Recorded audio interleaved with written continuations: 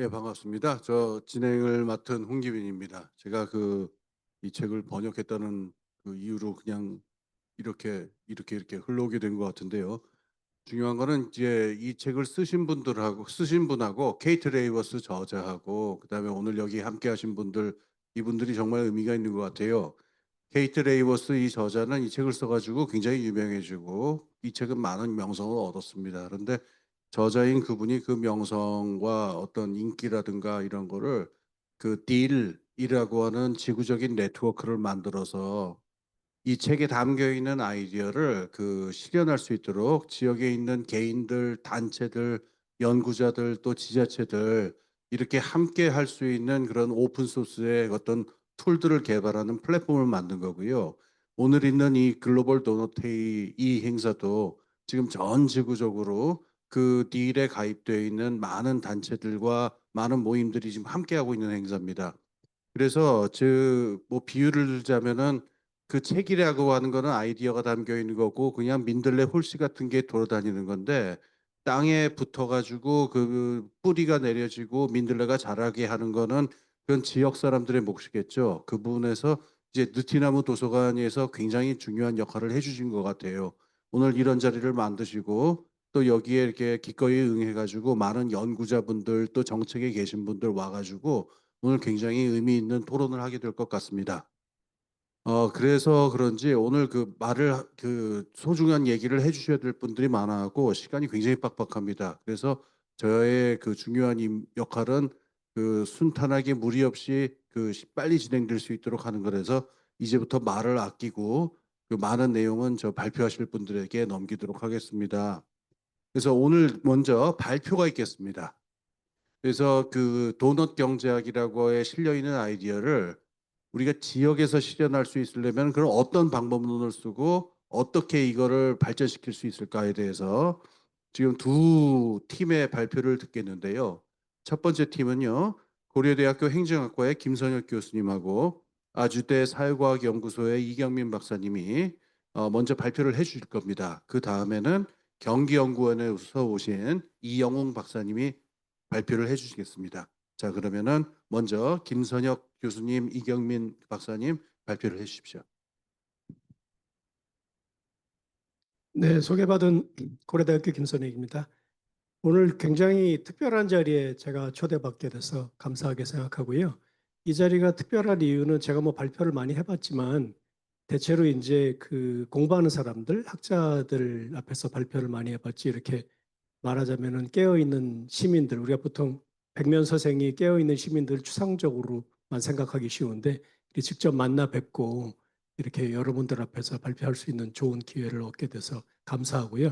아까 소장님께서 말씀하셨지만 오늘이 이제 글로벌 도넛 데이 특별한 날에 그다음에 또 이 특별한 장소 느티나무 도서관이라고 하는 정말 그 시민사회의 이 아래로부터의 힘을 상징해주는 그런 시민의 힘을 상징해주는 그런 장소에서 발표를 하게 돼서 대단히 영광스럽게 생각합니다.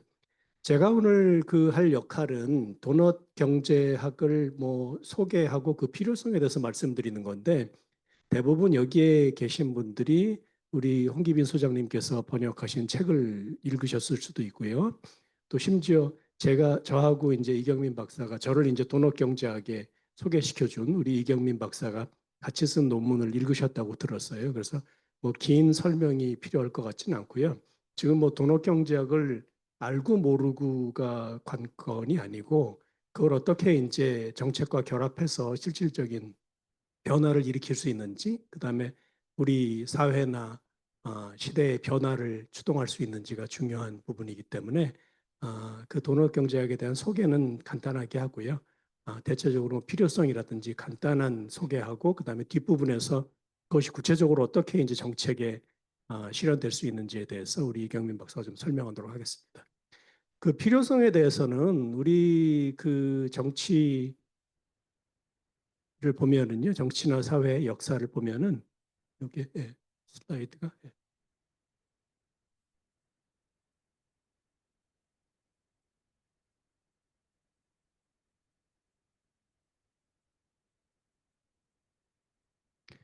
그 이념적인 그 이 소속에 불문하고 크게 두 가지에 대해서 우리나라 그 엘리트들이 큰 컨센서스가 있는 것 같아요.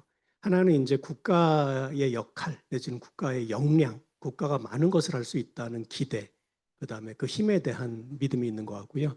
또 하나는 이 성장에 대한 그 거의 종교적인 믿음이 과거에 있었던 것 같아요. 그래서 이제 과거를 돌아보면은 이 성장 중심으로 정책이 많이 이루어졌다. 진보 보수 정부를 막론하고 그런 부분들.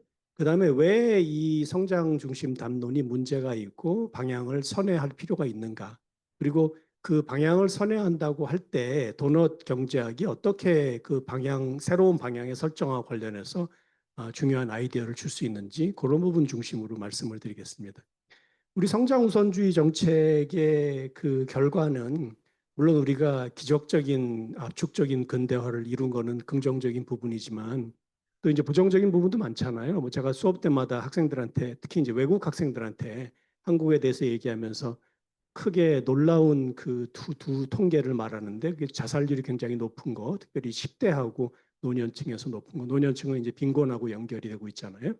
그 다음에 이제 또 그 출생률이 매우 낮은 거 그런 두 충격적인 그 이 통계치가 보여주듯이 우리가 지금 행복한 사회가 아닙니다. 환경적인 문제도 여러 문제들이 있고요. 근데 이제 아까 말씀드렸듯이 정치적인 스펙트럼을 막론하고 성장 중심 담론이 핵심 기조로 지속되었다는 것.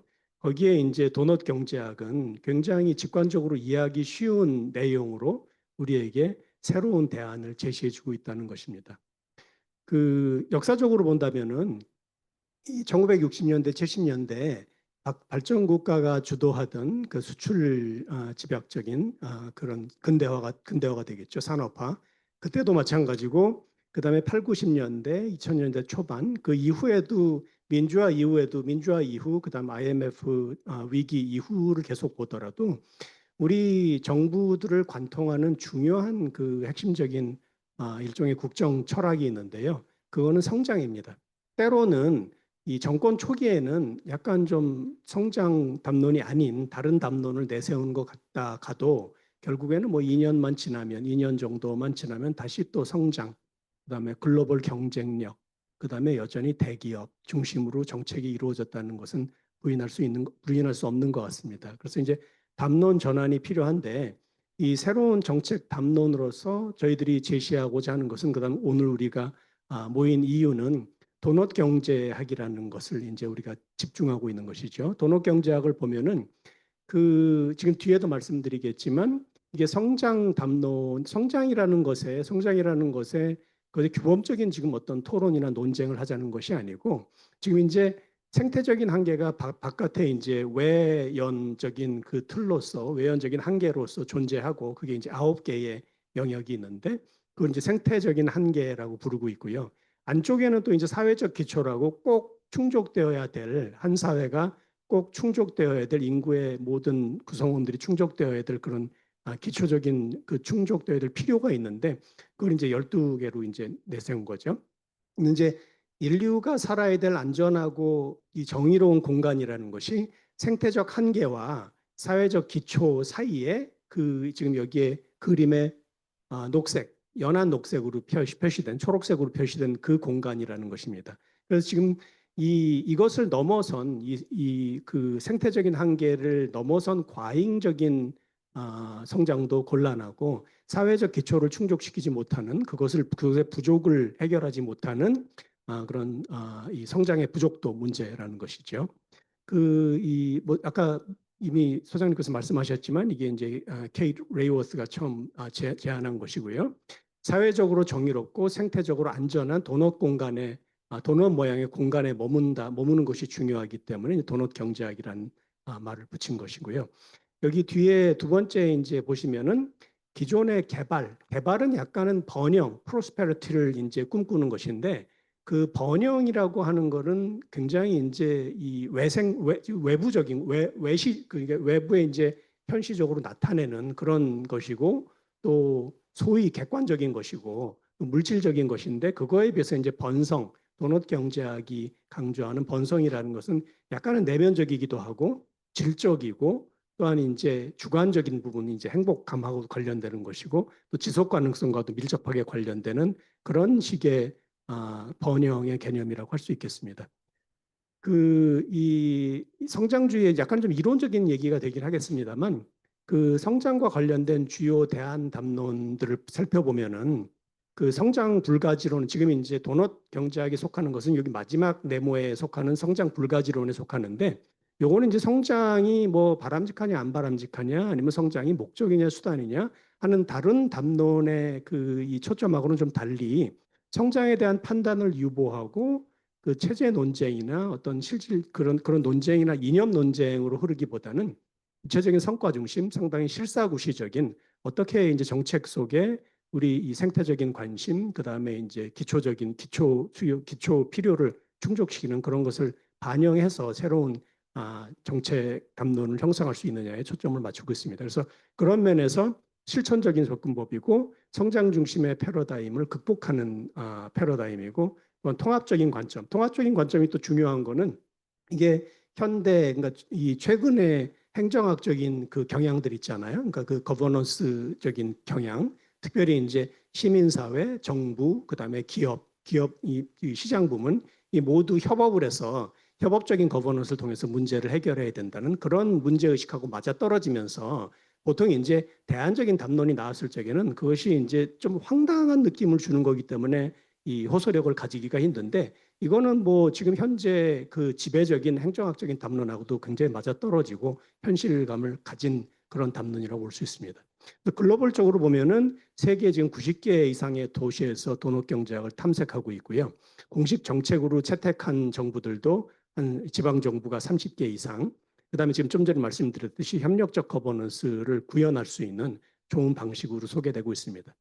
구체적인 방법론은 이제 도시 초상화를 만들고 도넛 펼치기 방법론을 활용해서 도시 초상화를 만들고 거기에 그 결과에 기초해서 현황을 진단한 그 결과에 기초해서 사회적 기초와 생태적 한계를 시각화하는 그 다음에 그것을 구체적인 정책으로 연결시켜서 굉장히 타겟팅하는 정책을 만들어낼 수 있는 그런 이 포텐셜을 가졌다고 볼 수 있습니다. 그래서 후반부에는 우리 이경민 박사가 좀 더 구체적인 그 실현 방법과 적용 사례를 말씀드리겠습니다. 네, 안녕하세요. 아주대학교 사회과학연구소 이경윤입니다. 저 느티나무 도서관 운영위원이라 평소에 자주 뵙는 분들도 이런 자리에서 보니까 오늘 되게 새로운데요. 저희 도서관에서 작년부터 글로벌 도넛 데이 이렇게 하면서 도넛으로 많이 활동을 했었는데 저 오늘은 이제 실제로 도넛이 해외에서 어떻게 진행되고 있는지 어떻게 구체화되고 있는지를 설명을 좀 해드리려고 합니다. 오늘 이 리모컨 상태가 좀 안 좋아가지고요. 제가 말씀드릴게요. 제가 넘겨달라고 말씀드리면 넘겨주세요. 네, 저한테 주어진 시간이 많지가 않아서 조금 간단하게 설명을 해드리고 넘어가도록 하고요. 혹시 좀 더 자료가 필요하시다고 하시면 제가 추후에 따로 전달 드리도록 하겠습니다. 원래 이 도시초상화라는 거를 설명을 드리고 싶었어요. 이 도시초상화라고 하는 거는 도넛 경제학을 지역에 구체적으로 아주 적용할 수 있는 툴입니다. 들어오시면서 보셨을지 모르겠는데 이제 느티나무 도서관도 올해 그 작업을 했고요. 넘겨주시겠어요? 네, 작년에 오신 분들 많죠. 작년 글로벌 도넛 데이에서는 저희가 이 도넛 모양을 통해서 이 도서관 주변의 커뮤니티들을 연결하고 우리가 서로 되게 다른 활동들을 하는 것 같았지만 우리가 이렇게 연결되어 있구나 이런 거를 확인하고 서로 이제 북돋아주는 활동들을 했다면 네, 넘겨주세요, 사장님. 네, 올해는 이렇게 실제로 느티나무 도서관 주변에 있는 커뮤니티들에게 도넛 초상화를 소개를 하고 이거 작업을 실제로 이렇게 그려보는 그런 일들을 하고 있어요. 여기 보시면 이제 느티나무 도서관 주변 커뮤니티 활동들을 보실 수 있습니다. 이 도서관 바로 옆에 경로당에 계시는 선배 시민들과 함께 우유팩도 자르고 패전선도 모으고 같이 낭독회를 하기도 하고요. 또 이렇게 패전선도 모으는 자원순환 활동도 하고요. 메이커 스페이스 같은 곳에서는 재봉틀도 같이 배우고 뭐 밀랍초도 만들고 또 뭐든지 만들 수 있는 그런 공간도 있습니다. 또 저희가 용인시 친환경 농업인 연합회에 가서는 그 농산물들 이렇게 옆에 책도 쌓아놓고 이렇게 농촌 활동 도움이 되는지는 모르겠지만 그런 활동들도 좀 하고 또 손골 수리수리라고 저희 동네 자랑인 이렇게 같이 수리도 하고 공유도 하고 그런 자원순환 센터도 있습니다. 그 밖에 이제 저희 주변에 작은 느티나무라고 지역 카페 여기 주인들 여기 또 이렇게 마실 커피 사장님도 와주셨는데 그 지역 카페 주인분들하고 같이 작당 모의를 해서 지역에서 좀 궁금해하는 주제와 관련된 책을 놓고 또 버스킹도 하고 작은 콘서트도 하고 뭐 낭독회도 하고 공연도 하고 이런 활동들을 하고 있습니다. 그래서 그런 것들을 이제 모여서 그 초상화로 만드는 거고요. 넘겨주시겠어요? 네. 그래서 이 과정을 통해서 느낀 건 이런 도넛 경제와 관련 활동이 그냥 단순히 재미만 있고 그냥 우리끼리만 의미가 있는 그런 활동으로 끝나지 않으려면 정책으로의 연결이 좀 분명해야겠다. 그것이 중요하겠다라는 생각을 하게 됐습니다. 그래서 오늘 저희가 이 정책 세션을 준비를 하게 된 거고요. 그렇다면 실제로 아직 우리나라에서는 구현되지 않고 있지만 실제로 다른 해외에서는 지방 정부에서는 어떻게 이런 것들이 구현되고 있는지 소개를 드리고자 합니다. 그리고 이 사례를 통해서 우리가 앞으로 뭘 하려고 하는지 그리고 무엇을 할 수 있는지 이런 것들을 알 수 있는 그런 기본적인 약간 아이디어나 방향을 제시해 줄 수 있으면 좋겠습니다. 네, 넘겨주시겠어요? 이 사례는 그 아까도 말씀 계속 드렸던 딜이라고 도넛경제학 액션랩에서 정리한 자료를 바탕으로 이제 말씀을 드리는 거고요. 또 보통 보시면 다 9가지 방식으로 그 도넛경제학을 도시에 적용할 수 있는 방법들이 구분되어 있습니다. 이 9가지 방법은 다시 3가지로 나누어지는데요. 그러니까 첫 번째 아주 기본적인 단계, 그리고 이제 두 번째는 이 도넛경제학을 좀 시작하는 단계, 그리고 마지막은 정말 장기적인 비전으로서 커미팅 롱텀이라고 할 수 있을 만한 그런 헌신 단계 이 3가지로 나누어지고요. 이제 각각 다른 그 지방 정부의 그런 자원의 수준, 뭐 지자체장 리더의 정치적인 의지, 그리고 투입이 가능한 노력 이런 정도에 따라서 구분이 됩니다. 네, 넘겨주시겠어요?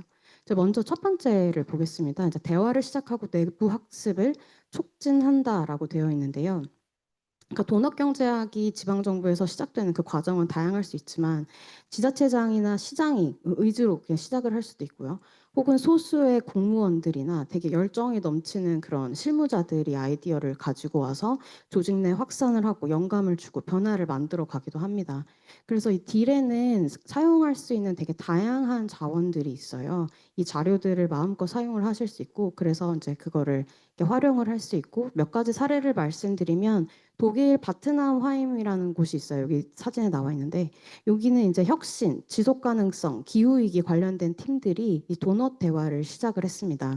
그리고 여기 이제 연구 프로그램이라고 되어 있는 데서는 이제 내부 학습에 그러니까 정부 내부 공무원들끼리 이 도넛 경제학에 대한 워크숍을 시작을 했는데 이제 이것들이 일반 시민들을 대상으로 좀 확장이 돼서 이 아이디어가 퍼져나간 그런 케이스고요. 암스테르담 같은 경우는 제일 유명하죠. 도넛 경제학을 제일 먼저 시작한 도시이기도 하고 그 지속 가능 발전 목표 이 그 기준을 도넛 경제학으로 적용을 해서 그 voluntary local review라고 자발적인 그 지역 보고서를 작성을 해야 되는데 그걸 이제 이 도넛을 적용해서 작성을 하고 있습니다. 그리고 딜에서 보시면 여기 이렇게 다양한 사진이 있잖아요. 빨갛게 딜 피어 게더링이라고 되어 있는데 이렇게 다양하게 줌을 열어서 다양하게 이제 지역 간, 도시 간 학습 모임 이런 것들을 참여할 수 있게끔 기회를 많이 열고 있습니다. 그리고 이제 여기 이포라고 되어 있는데 말레이시아 도시고요. 아시아에서 처음으로 이제 도넛 경제학을 공식적으로 채택한 도시입니다. 그래서 도넛 경제학을 미리 적용하고 있던 브뤼셀에 가서 아이디어도 듣고 또 말레이시아에 관심이 있는 다른 지자체에 가서 아이디어를 공유해주기도 하고 이제 이런 다양한 활동들이 이제 일어나고 있습니다. 넘겨주세요. 다음은 이제 진행 중인 프로젝트에 도넛을 적용하는 것입니다. 그러니까 제가 생각하기엔 이게 우리나라 지금 현 상태에서 제일 할 수 있는 유의미한 방법인 것 같아요. 그래서 새로운 예산이나 뭐 복잡한 의사결정 과정 필요 없이 지금 지자체에서 이미 하고 있는 사업들을 도넛의 관점으로 들여다보는 건데요. 이게 처음에 보시면 이렇게 복잡하게 되어 있는 게 스페인 바르셀로나의 사례입니다. 그 바르셀로나 같은 경우가 이 방법으로 기존에 있는 계획들 그리고 전략들이 도넛의 사회적인 기초 그리고 생태적인 한계 이 차원에 맞춰서 어떻게 진행이 되고 있는지 매핑하는 작업을 했어요. 그러다 보면 이게 어떤 것은 또 사회적 기초와 생태적 한계 이렇게 같이 연결이 돼서 상호 연결성을 확인할 수도 있고 또 우리가 빼먹고 있었던 영역이 있었구나 이런 것들을 좀 발견할 수도 있습니다. 여기 보시면 프랑스 그로노블도 마찬가지고요. 그래서 제가 시간이 많지는 않아서 이렇게 한 개의 좀 대표적인 것들만 설명을 하고 넘어가도록 하겠습니다. 넘겨주시겠어요? 다음은 이제 지역 주체들의 역량 강화와 관련된 것입니다. 이제 이거는 사실 느티나무 도서관이 하고 있는 일이라고도 할 수가 있어요. 이미 지역에 존재하고 있는 지역 네트워크들 그리고 시민 조직들을 지원하고 연계를 해서 이 도넛 경제학 아이디어를 실제로 시민들이 구현할 수 있게끔 지방 정부가 도와주는 건데요. 마찬가지로 암스테르담에서는 아주 적극적으로 그 암스테르담 도넛 콜리션이라고 암스테르담 도넛 연합이라는 시민 단체가 있는데 여기를 적극적으로 후원만 할 뿐이 아니라 공무원들도 이 활동에 아주 결합을 해서 진행이 되고 있고 여기 첫 번째 보시는 사진 같은 경우는 그 지방정부에서 하는 프로젝트입니다. 그래서 두 가지 이상의 단체들이 모여서 도넛 아이디어로 문제 해결을 한다라고 했을 때 정부가 지원해주는 프로젝트입니다. 그래서 이런 것들이 이제 암스테르담에만 있는 게 아니고 프랑스 그로노블에서도 진행이 되고 있고요. 바르셀로나 같은 경우는 2,000개 이상의 공공기관, 민간기관이 참여하는 이 전 거 아직 네, 참여하는 바르셀로나 플러스 서스테이너블 네트워크라고 있어요. 그래서 이 집단, 이 조직이 이제 도넛 초상화를 기반으로 이제 뭐 시민 약속 2024, 2034 이런 것들을 수립해서 이제 바르셀로나의 도시 상태를 점검하고 어떤 부분에서 우리가 협력해야 될지 이런 것들을 이제 구체적으로 찾아 나가기도 했고요. 요 마지막에 보여주신 요게 이제 독일의 바트나우하임 사례인데 무작위로 시민들 100명을 초청을 해서 우리 도시가 이 도넛 안으로 들어가기 위해서는 우리가 어떤 걸 해야 될까라는 거를 함께 이야기를 하고 제안하고 또 거기서 정책을 선정해서 구체화하는 그런 작업을 하기도 했습니다. 네, 이제 넘겨주시겠어요? 다음은 이제 데이터에 관한 겁니다. 이제 여기는 이제 그 도넛을 하기로 한 이제 정부들이 하는 그 작업이라고 할 수 있는데요. 구체적인 도넛 초상화를 그리는 작업입니다. 그래서 아주 양적인 지표가 필요하죠. 그래서 저희 느티나무 도서관 같은 경우도 지금은 정성적 자료를 모으고 있는데 궁극적으로는 이 데이터 포트레이트를 그리는 것을 목표로 하고 있습니다. 최초로 그린 곳이 당연히 암스테르담이고요. 이제 바르셀로나 같은 경우도 이 데이터 포트레이트를 그리고 있고 조금 주목해 보고자 하는 사례가 이제 코펜하겐 같은 경우인데 코펜하겐은 이제 2023년부터 이 데이터 포트레이트로 연례 보고서를 제출을 합니다. 그래서 예산을 논의할 때도 이 데이터 포트레이트를 기본으로 우리 정책의 우선순위를 결정하고 실제로 좀 더 집중해야 될 영역을 선정하는 그런 일들을 하고 있습니다. 네, 다음으로 넘겨주세요. 이 데이터 포트레이트 이렇게 우선순위를 정하고 상태를 결정한다고 한다면 이제 그 다음으로는 계획, 아주 구체적인 계획과 전략의 이 도넛 경제학을 적용하는 건데요. 여기 보시면 이 그림 되게 유명하잖아요. 이 암스테르담 서큘러 스트래티지라고 되어 있는데 이 암스테르담이 도넛 경제학을 기반으로 수단 경제 전략, 도시 개발 전략, 그리고 모빌리티 전략 이런 것들을 수립을 했습니다. 그리고 이제 옆에는 퀴라소라는 지역인데요. 여기는 이제 경제 발전 전략을 할 때 경제 발전에 필요한 곳입니다. 근데 이거를 애초에 시작을 도넛 경제학의 모델을 가지고 와서 이제 이니셔티브를 발굴하고 하자. 이제 이런 것들을 했고요. 멕시코 시티 역시 이제 시민 참여 워크숍을 이 도넛 모델을 가지고 와서 우리가 장기적으로 이 도넛 안에 들어가야 한다라는 이야기를 하면서 시민들과 함께 토론을 하고 계획을 하면서 그 도시의 그 계획을 함께 수립해가는 그런 사례입니다. 네, 넘겨주세요. 네, 그 다음은 우리가 시범 프로젝트를 해볼 수 있겠죠. 도넛 경제가 구체적으로 적용된 우수 사례를 이제 만들어 나가는 건데요. 네, 다음 넘겨주세요. 제가 사례 하나를 소개를 드리면, 두 개 정도? 네, 하나를 소개를 드리면, 여기 이 지도가 스웨덴의 토멜리라는 곳이에요. 그래서 여기가 도넛 경제학의 원칙을 바탕으로 초등학교를 건립을 하고 있습니다. 그래서 이 초등학교를 만들 때, 그 뭐 초등학교를 만드는 팀, 초등학교에 참여하는 주민들, 그 뭐 급식 들어가는 뭐 자재들, 그리고 하다못해서 교사의 역할까지 이 도덕경제학을 적용해서 요 계획에 반영을 하고 있고요. 그 옆에 여기 까맣게 보이는 게 버밍엄, 영국의 버밍엄인데 이 버밍엄 사례가 느티나무 도서관이 가장 많이 참고한 사례입니다. 여기 시빅 스퀘어라고 시민사회가 주도를 해서 이제 지방정부와 같이 조금 조인을 하고 있는 상황인데요. 그 도넛 경제학 핵심 원칙을 반영을 해서 스트릭 디몬스트레이터라는 프로젝트를 하고 있어요. 이게 기존의 건물을 거의 새 건물 수준으로 업그레이드를 하는 건데 에너지 소비를 최소화하고 이제 탄소 배출을 줄이는 그런 방식의 이제 개보수 작업 같은 것들을 하고 있습니다. 네, 다음 넘겨주시겠어요? 이제 다음 세 가지는 이제 좀 더 장기적인 헌신을 갖고 있는 지방 정부들에서 할 수 있는 건데요. 이제 이 전략적 지침으로 활용을 한다라는 것은 사실 의회의 결의나 이제 지자체장들의 그런 약속, 정치적인 약속이 이루어지는 그런 단계를 의미를 합니다. 제일 대표적인 곳이 캐나다의 나나이모라는 지역인데요. 여기는 이제 시의회가 결의안을 냈어요. 도넛 경제 모델을 모든 도시 정책 및 계획 과정의 통합적 비전으로 채택한다라고 이런 공식 결정을 내렸습니다. 그래서 나나이모 시 같은 경우는 이 도넛 경제학이 도시 운영 전반의 전략적 프레임이라고 할 수가 있고요. 그리고 다음 보여주시겠어요? 네, 그리고 요거는 조금 제가 좋아하는 사례인데 웨일즈의 브레컨 비컨스라는 국립공원이 있어요.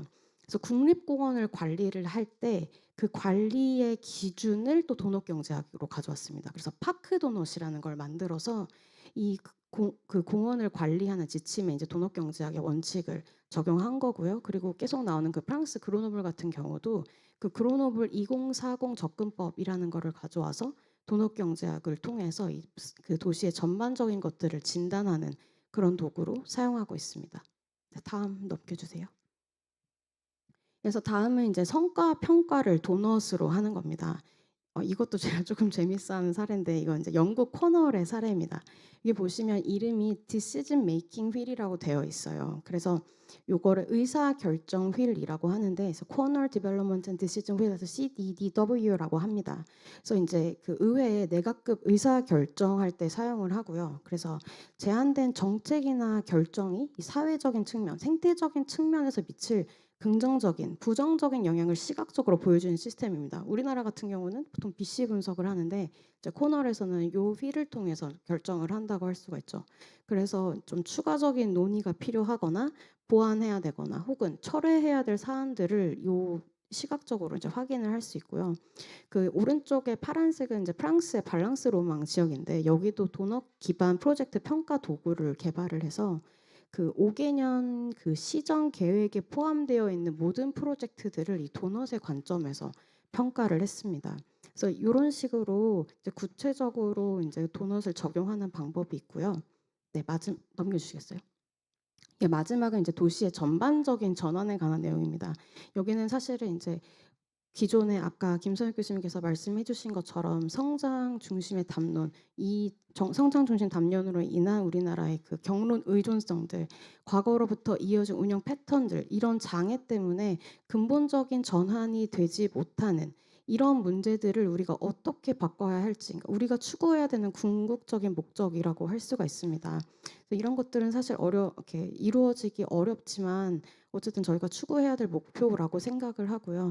딜에서도 이걸 이제 북돋기 위해서 다양한 방법들을 제안하고 있고 또 제안을 받고 있습니다. 그래서 저희 해외 사례 발표는 여기까지고요. 이런 현실적인 또 실질적인 또 한편으로 실천적인 이런 전환을 위해서 어떤 것들이 필요한지에 대해서 이제 김선혁 교수님께서 다시 마무리를 해주시려고 합니다. 네, 시간이 넘어갔어요. 제가 짧게만 말씀드리면 이제 각자의 역할이 있는데요. 저 같은 연구자는 여러분들께 이 도넛 경제학이라는 틀이 말이 된다. 그다음에 규범적으로 이 방향으로 가야 인류와 환경이 살 수 있다는 점. 그래서 그리고 이제 실제로 바보가 아닌 여러 국가들이 도시들이 지금 이거를 이미 시행하고 있다는 것 그런 정도를 확인해 드릴 수 있고요. 그다음에 이제 알매의 영역이 아니라 이제 행동의 영역으로 들어가는데 시민사회 그리고 여러분들 같은 시민이 계속 하셔야 될 것은 계속 공부하고 떠들고 압력을 행사하셔야 돼요. 변화를 촉구하는 압력을 행사하시는 거고요.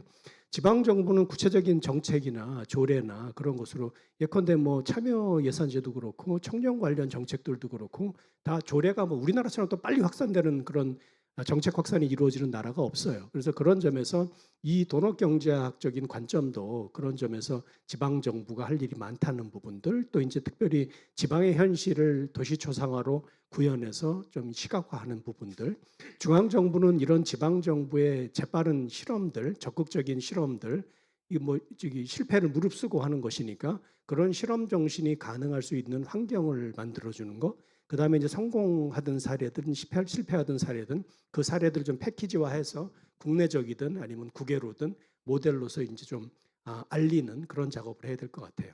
그래서 기존에 보면은 기존 경제 지표와 충돌하는 부분도 좀 해결을 해야 되고 데이터도 축적을 해야 되고요. 그다음에 특별히 인식이 변화해야 되는 부분도 있어요. 공무원들의 인식, 시민에 대한 인식, 시민사회의 참여에 대한 인식, 그다음에 성장 담론이라는 것이 너무나 강고하기 때문에 그것을 떨쳐내기 위해서는 인식의 변화도 같이 수반돼야 될 것 같고요. 마지막 결론을 말씀드리면은 이 대안적인 정책 담론으로서 굉장히 도넛 경제학은 우리에게 전망 좋은 그런 대안을 제시해 준다는 부분이고요. 그 도넛 경제학이 뿌리를 내리기 위해서는 제도적인 기반과 또 사회문화적인 인식의 전환이 필요하다.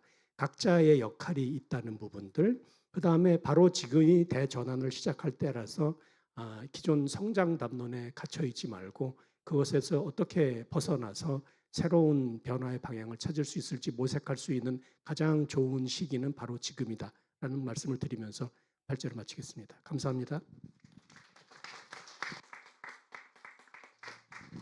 예, 감사합니다. 좋은 발표 잘 들었습니다. 그러면은 뭐 그 바로 이어서 우리 경기연구원에서 오신 이영웅 박사님 발표를 듣도록 하겠습니다.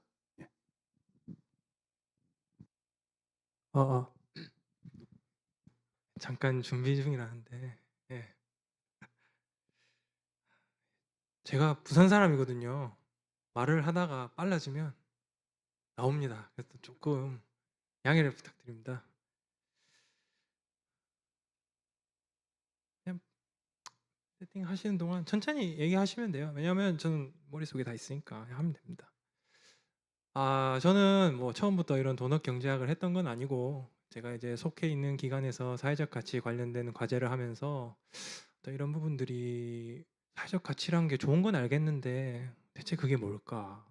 그걸 정책으로 실현해야 된다라고 하면 뭘 해야 되는 걸까?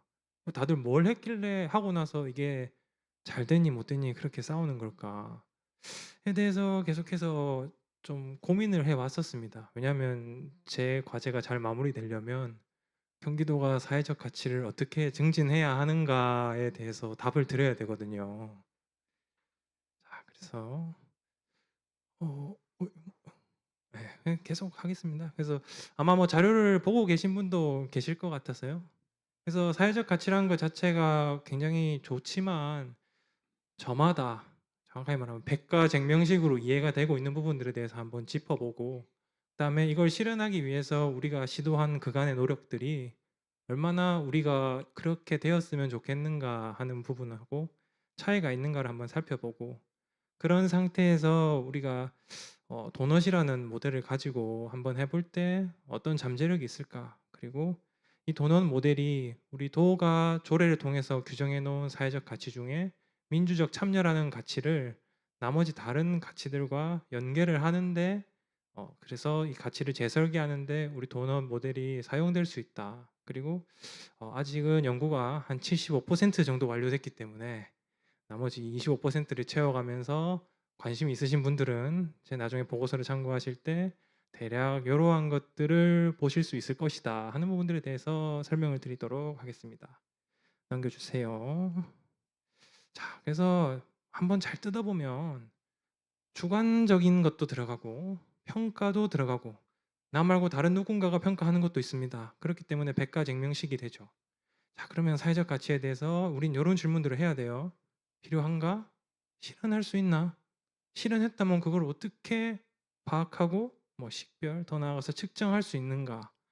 이런 굉장히 복잡한 개념인 겁니다.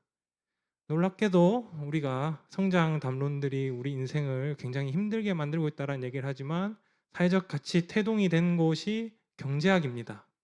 그래서 뭐 슌페터라든지 이런 분들은 이제 쭉 있으면 간략하게 이 시장 가격 체계라고 하는데요. 개인과 개인이 거래를 하는 그것만으로는 사회적 가치를 충분히 알 수가 없다라고 하는 것이 슌페터의 이제 어떤 시작의 포문이었고, 지금 우리가 흔히 아는 뭐 보조금 아니면 어떤 준조세 이런 것들이 이런 사회적 가치를 반영하고 사회적 비용에 대해서 평가를 하는 하나의 수단으로서 클라크가 얘기했던 겁니다.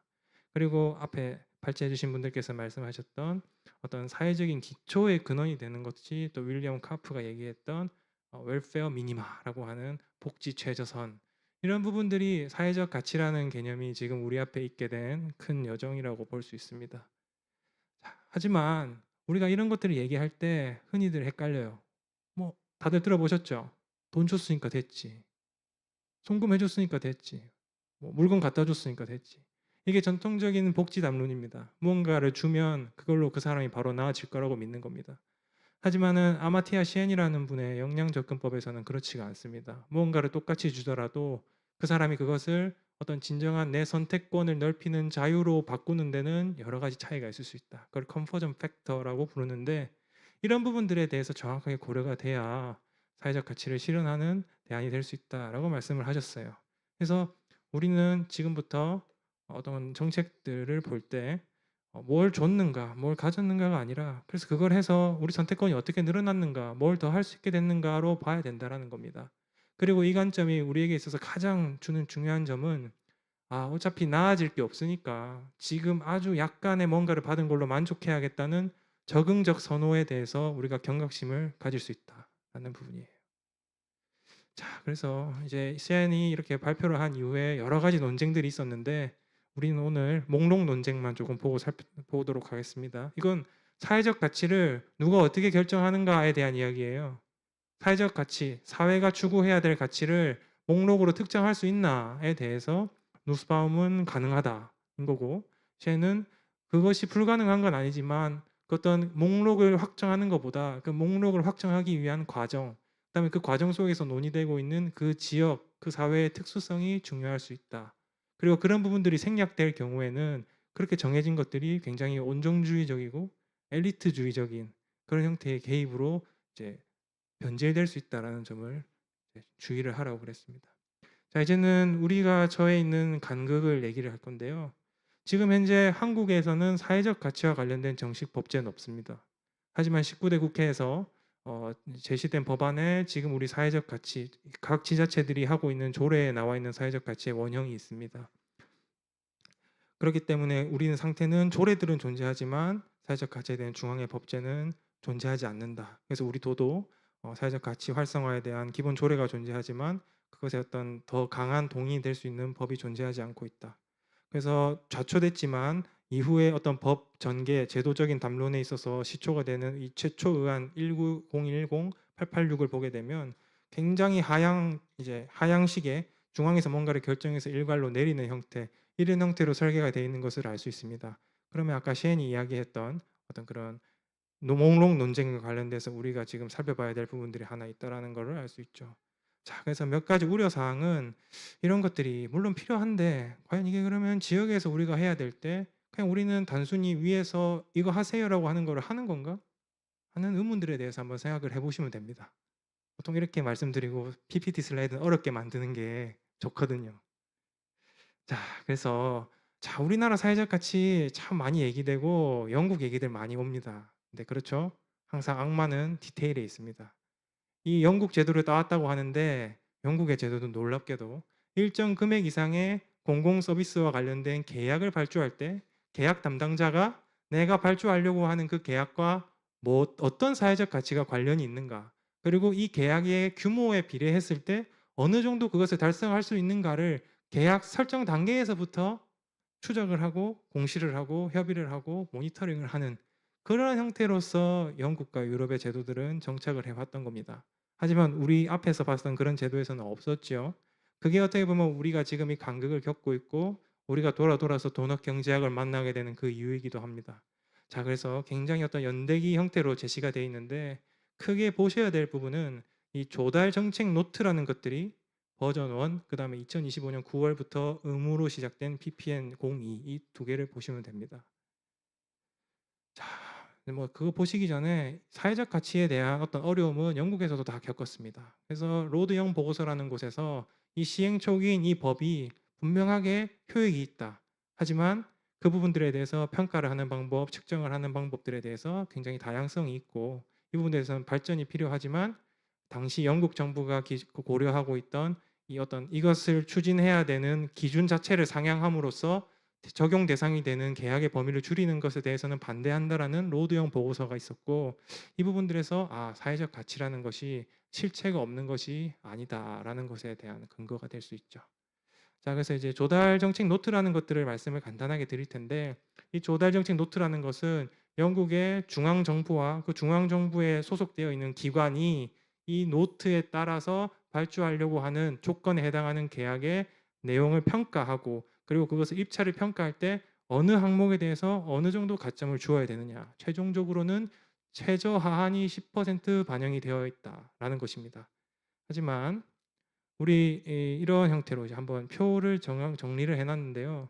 사실은 영국조차도 중앙에서 이 5가지의 핵심 가치를 미션이라고 하는 것들을 선언을 하고 거기에 파생된 여러 가지 지표들을 제시하는 형태로 되어 있습니다. 중앙정부와 중앙정부 산하기관들은 이걸 따르도록 되어 있습니다. 하지만 지방정부 같은 경우에는 종래 초기의 법안처럼 고려해야 될 의무 수준이기 때문에 영국에서는 중앙과 지방이 각자의 방식으로 할 수 있는 어떤 그런 이원적인 구조가 존재하는 것이죠. 자, 그래서 이 부분들에 대해서 우리 도넛 설명을 해주셨는데 이 사회적 가치 아까 제가 빠르게 넘어갔지만 우리가 정하고 있는 12가지의 사회적 가치 항목들 뭐 인권, 일터와 어떤 그 현장에서의 안전, 그다음에 보건권, 뭐 그다음에 경제권 이런 것들이 사실은 사회적 가치로 명명되어 있지만 도넛 모델에서는 사회적 기초와 상당 부분 조응하는 부분들이 있습니다. 그리고 환경권이라고 하는 부분은 어떻게 보면 생태적 한계를 이루고 있는 여러 요소들과 조응을 하고 있는 부분이 있죠. 자, 그래서 이렇게 쭉 이런 개별적인 요소들이 있습니다. 자, 이건 뭐 이제 제가 설명을 조금 드리자면 우리는 이 연구자들이 그냥 제시를 한 것이 아니란 것을 분명히 알아야 됩니다. 우리가 삶을 영위하기 위해서 생산하고 있는 경제, 정확하게 말하면 교역 경제라는 부분, 흔히 여러분들께서 무역이라든지 어떤 비교 경쟁력이라는 걸로 생각을 하시면 돼요. 이런 것들을 생산하는 우리의 생산 체계가 자원이라는 것들을 소비해서 사람들의 우리 구성원들의 사회적 기초를 충족시켜주는 속도가 자원을 고갈시키는 속도보다 훨씬 더 빠르다라는 부분들이 여기 그림에 보시면 이 예전 1992년 대비해서 2015년에 배경 빨간 부분들이 훨씬 늘어나고 빨간 부분들 안쪽에 빨간 부분들은 그렇게 크게 달라지지 않았다라는 부분들을 보실 수 있을 겁니다. 그리고 굉장히 절망적인 부분은 오히려 사회적 기초에서는 일정 부분들이 후퇴하고 있다라는 겁니다. 사회적 지지, 평등, 민주주의의 질, 삶의 만족도 이런 것들이 떨어지고 있다는 겁니다. 그래서 이러한 추세가 계속될 경우에는 아무리 우리가 생태를 더 많이 이제 약탈을 하더라도 우리 전 구성원들의 사회적 기초를 충족시키는 게 불가능할 거다라는 것이 우리의 전망입니다. 자, 그래서 이제 이런 그 딜에서 제시하고 있는 방법들이 개인적으로는 아까 역량 접근법 개인 수준에서 주로 논의를 하고 있습니다. 하지만 그 측정이 쉬울까요? 어려울까요? 매우 매우 어려울 겁니다. 그래서 도넛 경제학은 이것을 지역 수준에서 측정을 해서 물론 합쳐서 제시를 하기 때문에 개개인의 편차는 있을 수 있지만 그것을 어떻게 보면 우리 지역에서 결핍되어 있는 것들이 무엇인가에 대해서 끊임없이 공공이 그것을 이해할 수 있고 그리고 그것에 대해서 자체적으로 생산하거나 국가가 생산하는 어떤 통계 자료나 같은 것들과 끊임없이 비교를 하면서 시민들, 주민들의 이러한 우려와 걱정이 정말 데이터로 봐도 부합하는가 아니면 부합하지 않는다고 한다면 그것이 기우인가 아니면은 우리가 지금 생산하고 있는 데이터 자체에서 편향으로 인해서 놓치고 있는 것이 있는가에 대해서 볼 수 있게 해준다는 점에서 그 잠재력이 굉장히 크다고 할 수 있겠습니다. 자, 그래서 민주적 참여라는 이제 이 타호, 그러니까 12번째 호가 그렇습니다.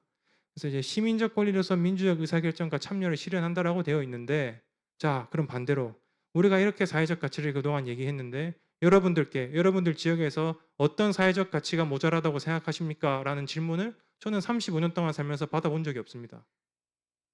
자, 그래서 그렇게 했을 때 제가 이것은 다른 세부 가치들에 대해서는 이 도가 하고 있는 여러 가지 업무들을 통해서 무언가 가능하겠으나 이 부분들에 대해서는 정말 우리가 참여 가치라는 것을 도넛 이코노믹스의 관점에서 한번 재설계해 볼 필요가 있겠다 하는 부분입니다.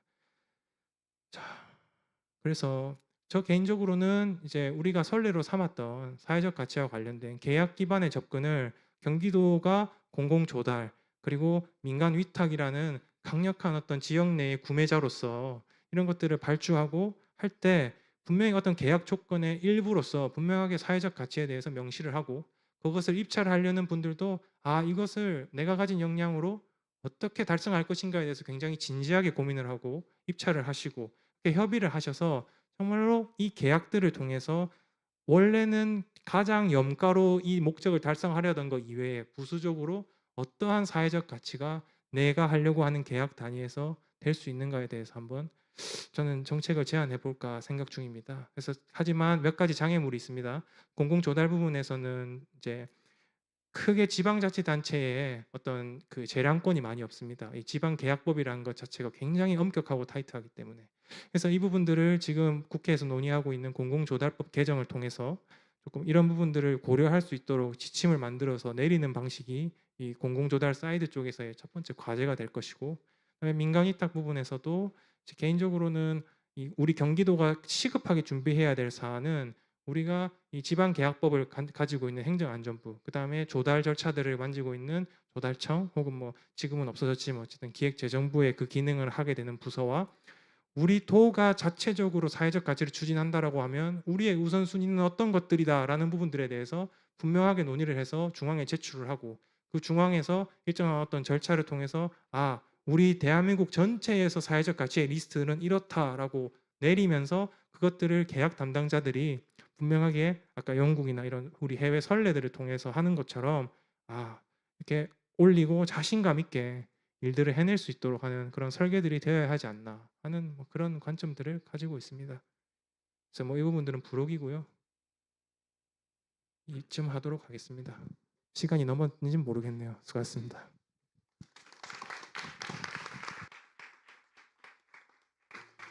예, 그 시간들을 엄수해 주셔가지고 좀 하시고 싶은 얘기들이 굉장히 많을 텐데 시간 지켜주셔서 너무 감사하고 또 아쉬운 마음도 드네요. 그리고 이번에는 저희 줌으로 연결되신 분들하고 좀 이야기를 나눠볼까 합니다. 이게 지금 우선 줌으로 연결되신 분이 두 분이 있는데 두 분 다 국회의원이십니다. 또 외통위 국회의원들이시라 지금 뭐 한 분은 유럽에 계시고 한 분은 뉴욕에 계신데 지금 시차가 안 맞아서 지금 굉장히 힘든 시간임에도 불구하고 이 우리 느티나무 도서관 행사랑 글로벌 도넛데이에 참여하려고 지금 연결을 해주셨습니다. 먼저 그 경기도 오산에 차지호 민주당 그 더불어민주당 의원께서 잠깐 발표를 해주실 것이고요. 그 다음에는 서울시 성북구에 있는 김영배 국회의원께서 그 간단하게 토론을 또 해주실 겁니다. 그럼 연달아서 두 분 줌으로 연결되어 있는 두 분들의 말씀을 한번 들어보도록 하겠습니다. 예, 어떻게 연결이 되어 있습니까? 네? 예, 차지호 의원님이 연결돼 있습니다. 예, 차지호 의원님 안녕하세요. 네, 잘 들리세요? 저희는 안 들려요.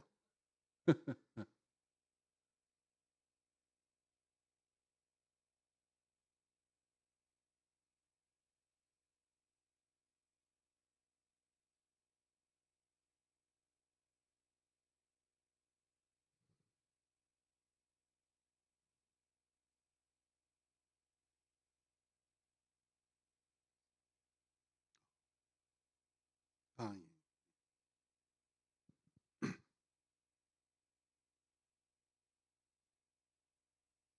막간에 제가 실수를 했는데 그 줌으로 연결된 분이 한 분 더 있습니다. 두 분 국회의원 말고요. 김종명 청도군 의회 정책지원관님도 지금 줌으로 연결돼 있어요. 그래서 세 분 말씀을 연달아서 한번 들어보도록 하겠습니다. 지금 연결이 아마 여의치 않은 것 같습니다.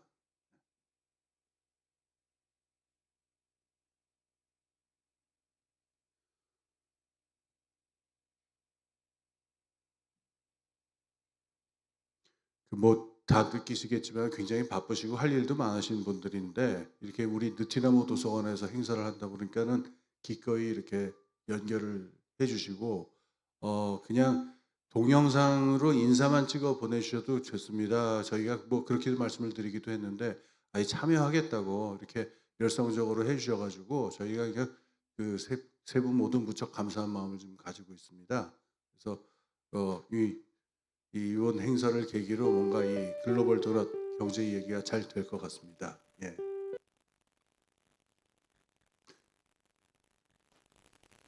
됐어요? 예, 아마 연결이 된 것 같습니다. 그럼 한번 자, 연결을 목소리 해보겠습니다. 들리시나요? 예, 차지우님 나와 계세요? 네, 목소리 들리시나요? 예, 잘 들립니다. 예, 말씀하시죠. 네. 예, 네, 감사합니다. 네, 좋은 기회 주셔서 감사합니다. 저희가 글로벌 도넛데이라고 해가지고 저는 암스테르담에서 또 김영배 의원님 저기 미국에서 이렇게 접속해서 글로벌 도넛데이로 만들고 있는 것 같습니다. 그러면 시간이 없으니까 제가 얼른 슬라이드 공유해서 얘기 진행하도록 하겠습니다. 슬라이드 보이시죠? 네, 그 저는 이제 글로벌 도넛 경제에 대해서 접하기 전에 지구적 한계 상황, 그 플래니터리 바운더리라는 지구적 경계에 대해 개념은 먼저 접했었습니다. 저는 국회에 오기 전에는 이제 그 영국에서 예전에는 국경 없는 사회에서 분쟁 지역이나 이런 어떻게 보면 지구적 한계 상황에 놓여서 소외되는 그룹들을 위해서 일을 했었고요. 그리고 이제 영국 맨체스터 대학 안에서 글로벌 위기 연구했고 그것의 가장 큰 이제 지점들은 지금 위기도 있지만 앞으로 닥쳐올 지구적 한계 상황 안에서 얼마나 이제 우리네 삶들과 우리가 가진 기존 시스템들이 무너지고 기능하지 못할지에 대해서 했었습니다. 그래서 그런 상황에서 이제 예전에는 뭐 아프리카라든지 또 뭐 아시아 태평양 지역의 좀 열악한 국가의 컨텍스트에서 일을 했었다고 하면 그 다음부터는 이제 다음 10년 안에 어떤 일들이 있을지 그리고 그 다음 20년 안에 어떤 일이 있을지에 대해서 관심을 중점을 두고 일을 해왔었습니다. 그렇게 됐을 때 이제 도넛 경제학에서 생각하는 이제 생태적 한계에 대해서 굉장히 관심을 기울일 수밖에 없었고요. 그리고 그 내부 도넛 내부의 사회적 기초들, 이제 교육이나 의료나 이제 식량 문제 같은 부분들, 그래서 결국 이 우리가 가진 사회적 기초가 외부에서 오는 이 그 전 지구적인 위기 상황에 얼마나 탄력적으로 기여를 버틸 수 있고 회복 탄력성을 유지할 수 있는지를 보았습니다. 그렇게 됐을 때 우선 이제 다음 10년은 어떤 10년이 될 거냐라고 얘기하면 이 다중 위기가 될 것 같습니다. 그 지구적 한계 상황이라고 부르는 이제 단순하게 우리가 성장 중심적인 경제가 이제 기후와 같은 문제를 맞닥뜨린 걸 넘어서 이제 기후 변화 문제 그리고 전 세계 인구 구조 변화 문제 선진국 인구들이 주춤하는 사이에 가장 가난한 국가들에서 인구가 폭발적으로 증가하는 이 상황, 그리고 팬데믹 같은 상황, 이런 모든 상황들이 사실 복합적인 영향을 만듭니다. 예를 들어서 기후 변화 같은 경우도 생각하시면 아시겠지만 이제 그 단순하게 뭐 지표면의 온도가 올라가는 문제가 아닙니다. 사실 조금 지속적으로 연쇄적인 효과를 생각을 해보면 어, 일종의 그 지구 안에서 이제 극단적인 기후, 예를 들어서 저희가 10년, 아, 100년에 한 번 올 가뭄이 5년 이상 올 확률 이런 걸 얘기를 하는데 그 확률이 한 2, 30% 정도 증가하는 게 아니고 15배, 20배 정도 증가를 하게 됩니다. 그러면 어떤 일이 발생을 하냐면 예를 들어서 제가 일했던 분쟁 지역 같은 경우에 이런 기후 변화 위기가 먼저 왔었습니다. 예를 들어서 에티오피아에 있는 뭐 소말리 지역 같은 경우 혹은 뭐 다른 지역도 마찬가지로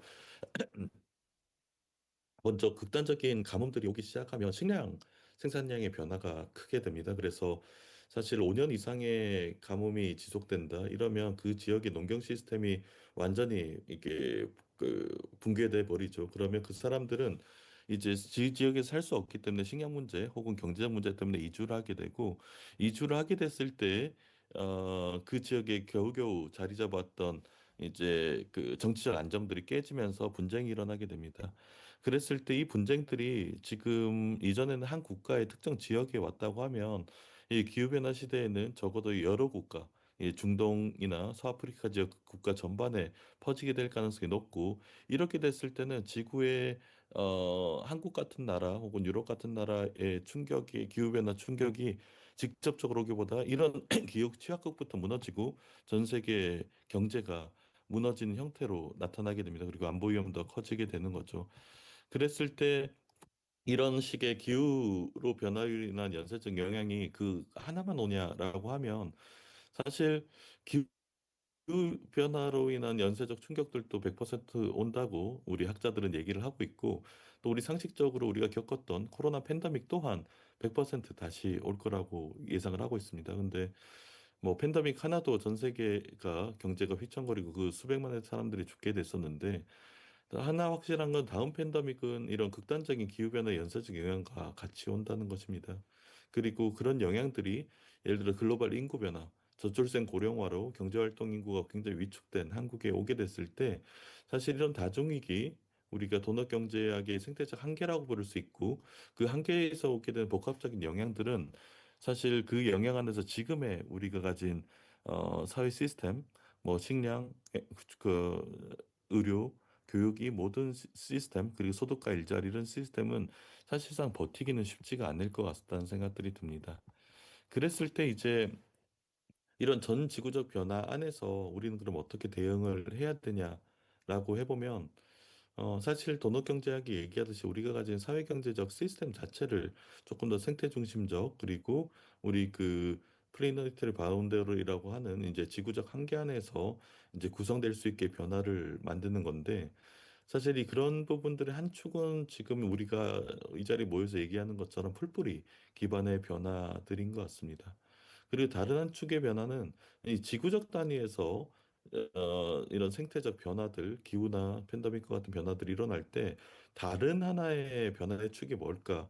우리가 그래도 조금이나마 통제력 있는 변화의 축이 뭘까라고 하면 인공지능인 것 같습니다. 인공지능도 이 기후변화와 마찬가지로 전 세계의 사회 경제 시스템을 전환을 시켜 나갈 거고 그랬을 때 다음 10년 동안에 어떤 변화들이 예상이 되는지 인공지능 과연 우리 사회를 어떻게 변화를 할지를 이해를 하는 게 굉장히 중요합니다. 왜냐하면 사회가 안정적이거나 이제 급변기가 아닐 때는 사실 전 지구적 시스템 변화라는 거는 가능하지 않을 때가 많습니다. 근데 사회가 이제 기후라는 위기 요인들과 함께 인공지능이라는 우리가 조금은 통제력이 있는 요인들로 급격하게 변화해 나갈 때는 저희가 도넛 경제학이라 부르는 그 도넛의 생태적 한계와 이제 사회 시스템 변화 이 두 가지를 충분히 추구할 수 있지 않을까 싶습니다. 그래서 다음 10년을 보면 이제 큰 변화는 그 인공지능과 이게 휴먼지능 이 사이에 인간지능 사이의 경쟁은 아닐 것 같습니다. 이미 와 있는 인공지능 기술만으로도 사실 인간을 압도하는 부분들이 굉장히 많아요. 인간은 평균 정도의 지능을 가지고 있다고 하더라도 사실 이 인공지능은 디지털 지능으로서 전 세계 모든 지식에 연계가 돼 있죠. 그랬을 때 인간과 인공지능 사이의 직접적인 경쟁은 쉽지가 않을 것 같고 다음 10년 아마 제가 커넥티드 인텔리전스를 부르는데 그 인공지능과 어, 그, 그 휴먼 지능 사이에 하나의 연계된 지능 생태계와 우리가 일반 인공지능이라고 부르는 AI가 인간의 도움 없이 어떤 생산을 하게 되는 이 두 가지 지능 체계의 경쟁들이 일어날 것 같고 그게 지금 다음 이번 정부 이재명 정부 5년 안에 이런 지능 체계에 대한 차세대 지능 체계의 원형들이 만들어질 겁니다. 근데 이게 굉장히 큰 영향을 줘요. 예를 들어서 우리가 경제 문제, 그 노동 문제라고 생각을 해보면 더 이상 은퇴 연령의 의미가 없을 수도 있습니다. 인간지능과 우리가 AI가 30대에 사람들과 협력하는 것과 이제 70대 이후에 사람들과 협력하는 것 사이에 사실 생산성의 차이가 크지 않을 수가 있고 다른 한편으로는 한국같이 이제 교육의 정도가 높고 과학기술 정도가 높은 국가에 노동 인구의 그 생산성과 어떻게 보면 예전에는 굉장히 가난했던 나라, 동남아시아나 아프리카 일부 지역 국가의 지식 생산성의 차이가 AI와 결합될 때 그렇게 크지 않을 수가 있습니다. 그리고 우리가 AI는 우리가 가진 이제 국방 시스템이나 혹은 정치 시스템의 극도의 이제 변화들을 만들게 될 것이고, 그거는 그렇게 생각하시면 돼요. 이제 그 AI가 우리가 가진 휴먼 지능 시스템, 휴먼 인텔렉츄얼 시스템 안에 통합되면서 기존의 휴먼 지능 시스템이 안에서 가졌던 불평등의 패턴들이 변하게 됩니다. 우리가 이 사회를 잘 설계를 하면 불평등이 극소화된 사회로 살 수가 있을 거고, 우리가 이 사회를 제대로 차세대 지능 시스템 AI 사회를 제대로 설계하지 않으면 인간지능이 시스템이 우리가 현대 사회에서 가지고 있던 불평등과 이제 지구적 한계를 봉착시키는 여러 가지 요인들이 오히려 극단화될 수가 있습니다. 그랬을 때 지금 중요한 거는 다음 5년 이 사회 인공지능 시스템이 이제 예전에는 인간지능 시스템이 단독적인 어떤 문명 시스템의 축이었다고 하면 그게 이제 인공지능이라는 새로운 지능 시스템이 결합됐을 때 어떤 방향으로 나가게 되는가가 굉장히 중요합니다. 그랬을 때 이재명 정부는 인공지능 기본 사회라는 이제 비전을 가지고 있고, AI 기술로 국민들이 삶의 리스크, 특히 도넛 경제 안에 있었던 금융, 의료, 교육, 복지, 노동, 재난과 같은 상황들의 기본적인 삶을 보장할 수 있는 시스템을 설계를 하는 겁니다. 그게 예전에는 막대한 공공자원이 들었다고 생각을 하면 지금은 인공지능이 가진 기술력으로 그 부분이 가능할 수 있을 부분이 있고, 예를 들어서 의료 시스템 같은 경우에 이제 그 한국에서 문제가 되는 거 혹은 전 세계에서 한국에서 문제가 되는 의료 필수료 공백은 의사가 없어서가 아닙니다. 그 뭐 전라도 뭐 쪽에 있는 섬, 이 목포 쪽에 있는 섬에는 이제 의사는 있습니다. 정형외과 의사나 응급의학과 의사처럼 1차 의료인은 있고 필수 의료 전문의들이 없기 때문에 지역적인 격차가 생기는데, 지금은 1차 의료진과 AI가 협력을 하면 필수료 전문의와 동일한 정도의 그 진단 능력과 처방 능력을 가지게 됩니다. 그리고 이제 또 다른 한편으로는 이 아시아 태평양 지역에 있는 국가들과 한국 간에, 제가 일했던 저는 이제 국경사회 같은 데서 일을 했었으니까 의료 격차가 엄청나고 그게 이제 생태적 그 한계 안에서 굉장히 큰 붕괴를 가져올 예정이었는데, 한국이 가진 AI 기본 의료 시스템, AI와 함께하는 시스템은 전 세계 다른 지역으로 확산돼 나갈 수 있습니다. 마찬가지로 복지 문제도 마찬가지로 AI와 결합됐을 때 위기 각오에 대한 예측과 이제 복지 체계를 제대로 형성하는 거를 훨씬 일찍 예측을 해서 훨씬 효율적으로 여러 100여 종에서 한 600여 종까지 이제 복지 시스템 있는 거를 제공해 줄 수 있고, 뭐 하나의 더 큰 문제는 AI가 이제 아까 말씀드렸듯이 우리 일자리와 노동 문제에 굉장히 큰 충격을 내게 될 거고, 좋은 시나리오로 가면 우리 노동 인구의 절반의 직장이 AI와 결합된 형태, 다른 형태로 어떻게 보면 전환이 돼 나갈 거고, 그 말은 인구의 절반, 이 노동 인구의 절반은 실직을 하고 다른 일자리를 찾아야 됩니다. 근데 그거보다 확률이 더 큰 거는 AI가 이제 특정 노동 그룹 선임급 이제 조금 더 훈련을 많이 받은 노동 그룹과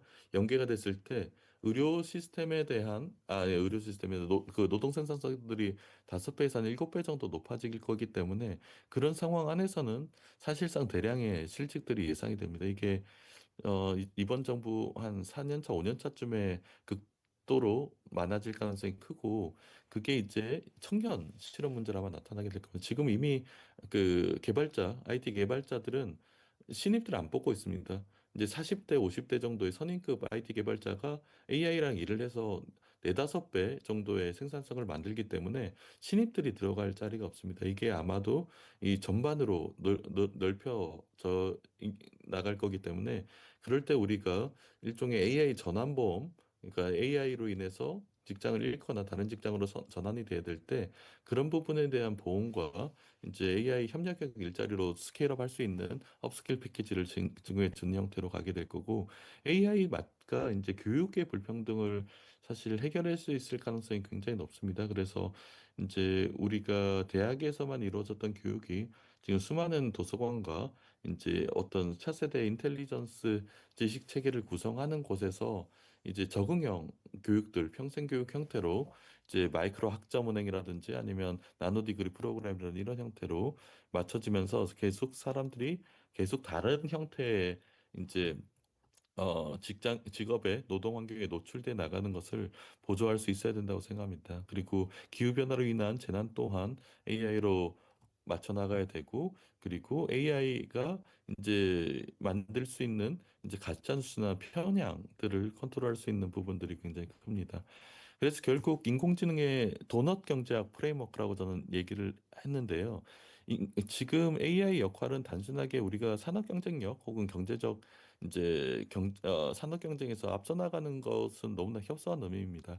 지구적 한계 상황에서 회복력 있는 시스템에 대한 설계가 지금은 아직 초안들이 만들어져 있지 않습니다. 그래서 이런 부분들이 AI가 우리 사회 시스템에 경제 시스템에 통합돼 나갈 때 회복력 있는 시스템으로서 이제 그 도넛 경제학 안에 있는 사회와 이제 그 의료, 교육 시스템에 대한 안정성들을 확대하고 다른 한편으로는 도넛 경제 바깥에, 도넛링 바깥에 있는 생태적 한계를 넘어갈 수 있는 하나의 원형으로서 만들어집니다. 그래서 저희가 AI 기본 사회라고 했던 부분들은 한국 안에서의 사회 모델이기도 하고 다른 한편으로는 전 세계 이제 특히 아시아 태평양 지역에 공공성 있는 저는 AI를 뭐라고 부르냐면 플래니터리 인텔리전스라고 불러요.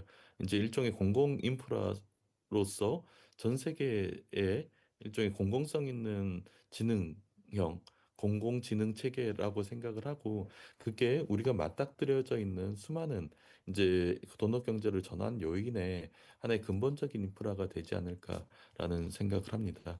그래서 뭐 짧게 15분 동안 딱 얘기를 드렸습니다. 감사합니다.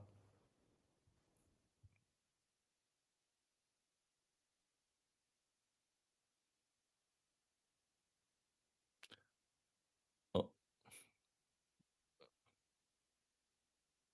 그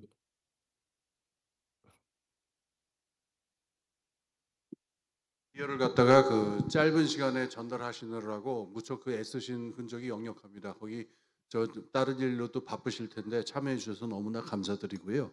자, 그 다음으로는 저 김영배 의원님 연결돼 있습니까? 예. 그러면은 저 김영배 의원님 말씀을 한번 들어보도록 하겠습니다. 예.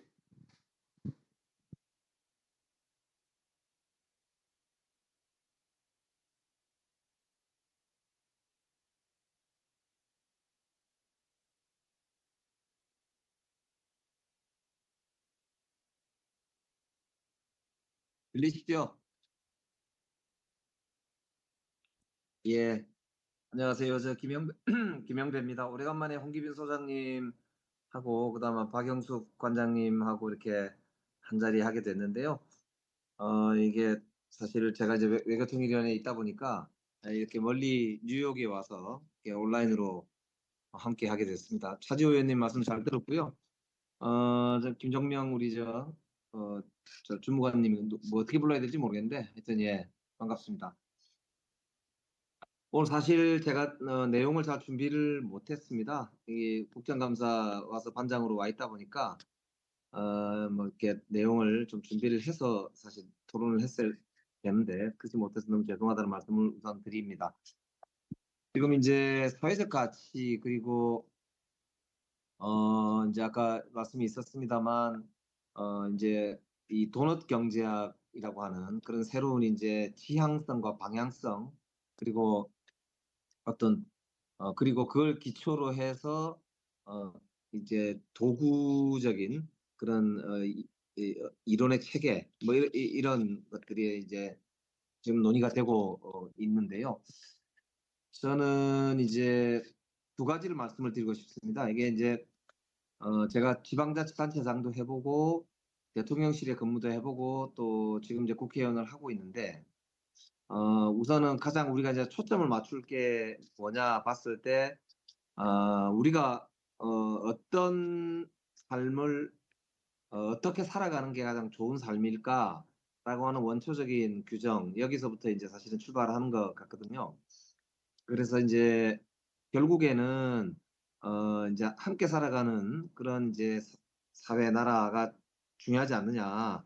그게 훨씬 더 우리가 행복하게 살아가는 길이다라고 하는 규정으로부터 이제 시작하는 게 굉장히 필요할 것 같습니다. 특히 저는 칼 폴라니가 이야기한 것 중에 우리가 경쟁 위주로 살아온 것은 인류 역사상 실제로는 오래되지 않았고 포회성과 그리고 공동체적으로 살아온 인류의 역사가 훨씬 길고 그것이 훨씬 더 이 인간이라고 하는 존재의 특성의 바탕에 있다라고 하는 것 통찰로부터 굉장히 중요한 어떤 그 뭐랄까 방향성 이런 걸 설정할 수 있다고 생각합니다. 그래서 그런 부분이 일단 하나 정리가 돼야 된다고 보이고요. 거기 더 나아가서 인간이 인간으로서 지속 가능하게 계속 잘 살려면 결국 자연이나 지구 그리고 다른 여타 생물계나 다른 존재들과의 관계 설정에 있어서도 여전히 인간과 인간 간의 관계를 설정하는 것과 마찬가지로 잘 설정하지 않으면 인간 자체가 제대로 생존하고 행복하게 살아가기 어렵다라고 하는 그런 이제 문제의식 이런 거를 좀 분명하게 정리를 할 필요가 있는 것 같습니다. 그게 이제 우선 방향과 관련해서 첫 번째가 있고요. 근데 문제는 이제 이 방향이 선다 하더라도 해당 사회가 어디까지 어떻게 달성할 거냐라고 하는 것을 만들어내는 것은 결국에는 리더십의 문제이기 때문에 리더십에는 국가 수준이 있고 생활 수준이 있고 이렇게 크게 뭐 나누어질 것 같습니다. 그런데 어, 이제 우리가 지금 겪고 있는 사회의 어떤 여러 가지 변화의 속도나 이런 걸 볼 때는 국가 단위의 변화도 매우 심각하지만은 생활 단위에서의 해체나 생활 단위 속에서의 그런 이제 변화 이런 게 훨씬 더 지금 파괴적으로 사람들한테 다가오는 것 같고 더 근본적으로는 그게 결국에는 우리 인류의 삶 전체를 해체시키게 되는 거를 이제 제일 피부로 와닿게 극명하게 보여주는 것이다. 그래서 저는 이제 생활 단위와 우리가 살아가는 사람들과 주변의 이제 단위, 그러니까 예를 들면 지방 정부라든지 공동체 단위라든지 거기로부터 출발할 수 있는 정치적 결사체나 혹은 공동체 그렇게 해서 주체 단위를 잘 설정하는 게 굉장히 중요하다고 생각합니다. 이게 왜 그러냐면 결국에는 제도와 주체의 문제로 나누어질 텐데 제도를 설계하고 제도를 그걸 이제 법을 만들거나 조례를 만들거나 하는 게 제도를 설계하는 것이고 정치와 경제의 관계를 설정하고 하는 등등 이런 것들이 다 제도 설계에 해당하는데 이 제도 설계를 하는 것도 결국에는 주체들이고 그 주체들이 정치적 주체가 있을 수 있고 경제 주체가 있을 수 있고 사회적 세력이 있을 수 있을 텐데 어쨌든 그들 간의 관계에서 이 주체들이 무엇을 하느냐라고 하는 것을 본다면 그 주체가 결국에는 이 내셔널 단위로 보면은 정당과 정치가 뭐 요즘은 가장 중요한 행위자 중에 하나인데 그 정당과 내셔널 그러니까 국가 단위의 주체들이 변하려고 하더라도 결국에는 생활 단위에서의 모범이나 마을 단위에 있어서의 그런 주체들의 재구조화 뭐 이런 것들이 기초가 되었을 때만이 이제 이런 단초를 풀어나갈 수 있다 이런 생각이 들기 때문에 저는 결국에는 출발을 이제 방향성은 큰 틀에서 인류와 지구의 미래에 대한 논의를 하면서도 결국에는 문제를 풀어가는 것은 우리가 생활 단위에서의 주체 문제로 귀결된다 이렇게 볼 수가 있을 것 같습니다. 그렇기 때문에 결국에는 저는 이제 우리가 살아가는 동네에서 정치적인 결사를 해내고 정치적인 혹은 사회적인 주체 형성의 과정을 어떻게 이제 만들어내고 결국 그걸 통해서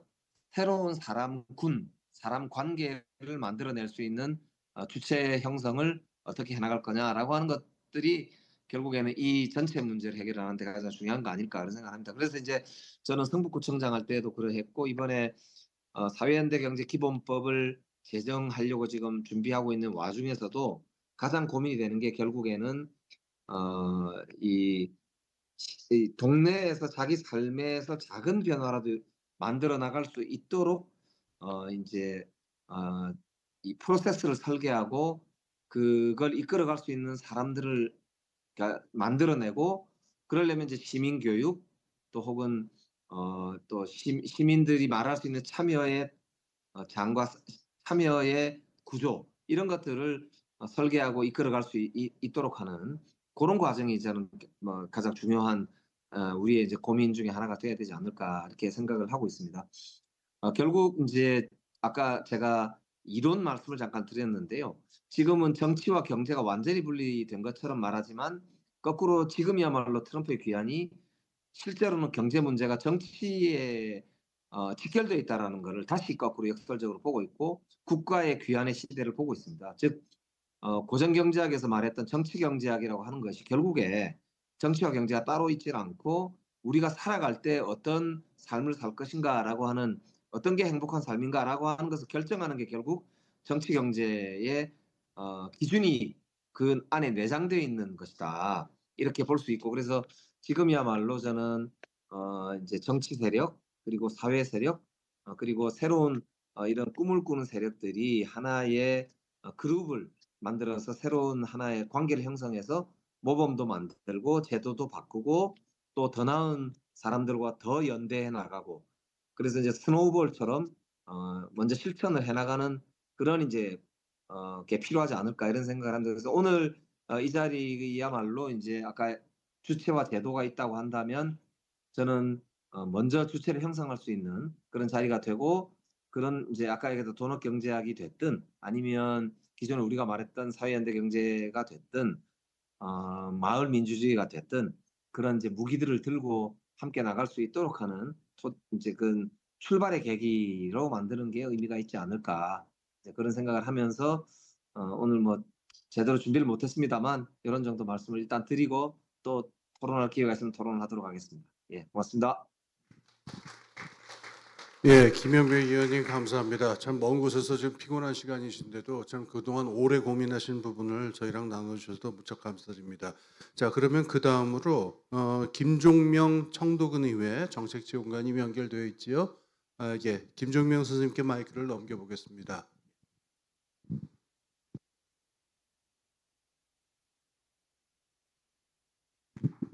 예, 김종명 선생님.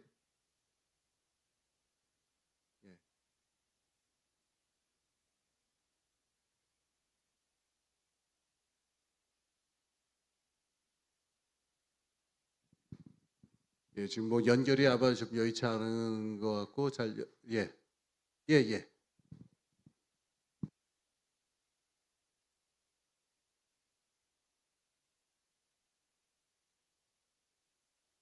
네, 안녕하세요. 제 목소리 들리시나요? 들립니다. 잘 아, 네, 들립니다. 반갑습니다. 저는 경북 청도에 살고 있는 김종명이라고 하고요. 지금은 청도군 의회에서 정책지원관으로 활동하고 있습니다.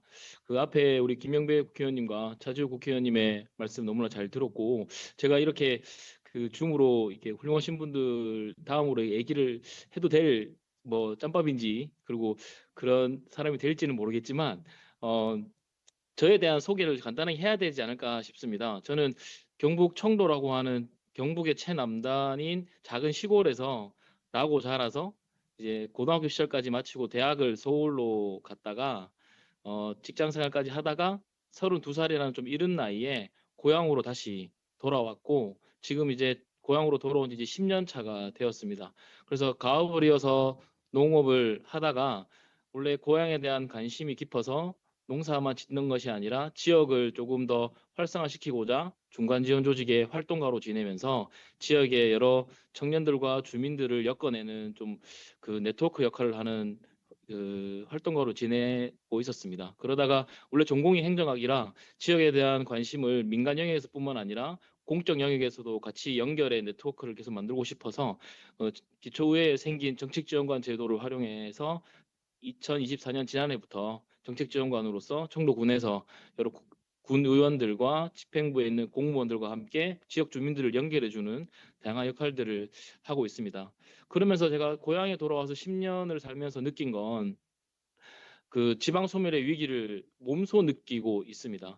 그 청도군의 인구가 약 4만 명인데요. 4만 명 중에 고령화 비율이 40%가 넘었습니다. 65세 이상의 인구 어르신들이 10명 중에 4명이 넘는다는 이야기인데요. 그건 실제로 엄청나게 많은 그 고령화를 느끼고 있고 지방 소멸의 위기를 통해서 출생아도 너무나 적어지면서 정말로 지역이 소멸될 수도 있지 않을까 이런 걱정을 하면서 내가 살고 있고 내 아이들이 살아갈 지역을 어떻게 하면 더 살려볼 수 있을까를 생각하면서 총로에 있는 비슷한 연령대 그리고 다양한 비슷한 생각을 가진 사람들과 함께 지역을 다시 한번 활성화시키고자 다양한 활동들을 해왔습니다. 그러면서 느꼈던 건 지금 총로뿐만 아니라 대다수의 지역과 농촌에서는 지역을 살리겠다라는 이야기를 할 때 빼놓지 않고 이야기하는 것이 개발과 성장입니다. 그래서 인프라를 새로 놓고 도로를 깔고 멋진 건물을 짓고 그리고 산업단지와 공장이 들어온다면 지역이 다시 살아날 것이다라는 이야기를 하는데요. 실제로 그런 멋진 건물과 인프라가 놓여진다고 해서 인구가 늘어나거나 지역 주민들의 삶이 행복해지는 건 아니라고 생각을 합니다. 그러면서 실제로 우리 지역이 지속 가능하고 제대로 되기 위해서 무엇이 필요할까라고 이야기했을 때 가장 첫 단추는 먼저 여기 있는 사람들의 이야기를 먼저 듣고 여기 있는 사람들이 살고 싶은 청도의 미래는 어떤 것이고 여기 있는 사람들이 함께 나누고 싶은 청도의 미래는 무엇일까를 가장 먼저 생각하게 되었는데요. 그러면서 이번 이재명 정부가 들어서면서 가장 핵심 정책인 기본사회 정책을 보면서 이것이야말로 지역을 살릴 수 있고 대한민국을 살릴 수 있는 길이겠다라는 생각을 하게 되었습니다.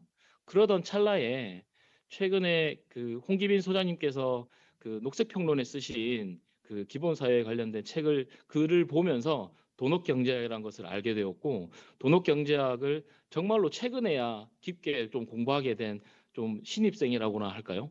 그래서 도덕경제학이 말 그대로 기본사회와 너무나 일맥상통했고 제가 평소에 꿈꿨고 생각했던 어렴풋하게 생각했던 지역에 대한 미래를 그릴 수 있는 그 근본 이론이 도덕경제학이 아닐까 생각을 하게 되었습니다.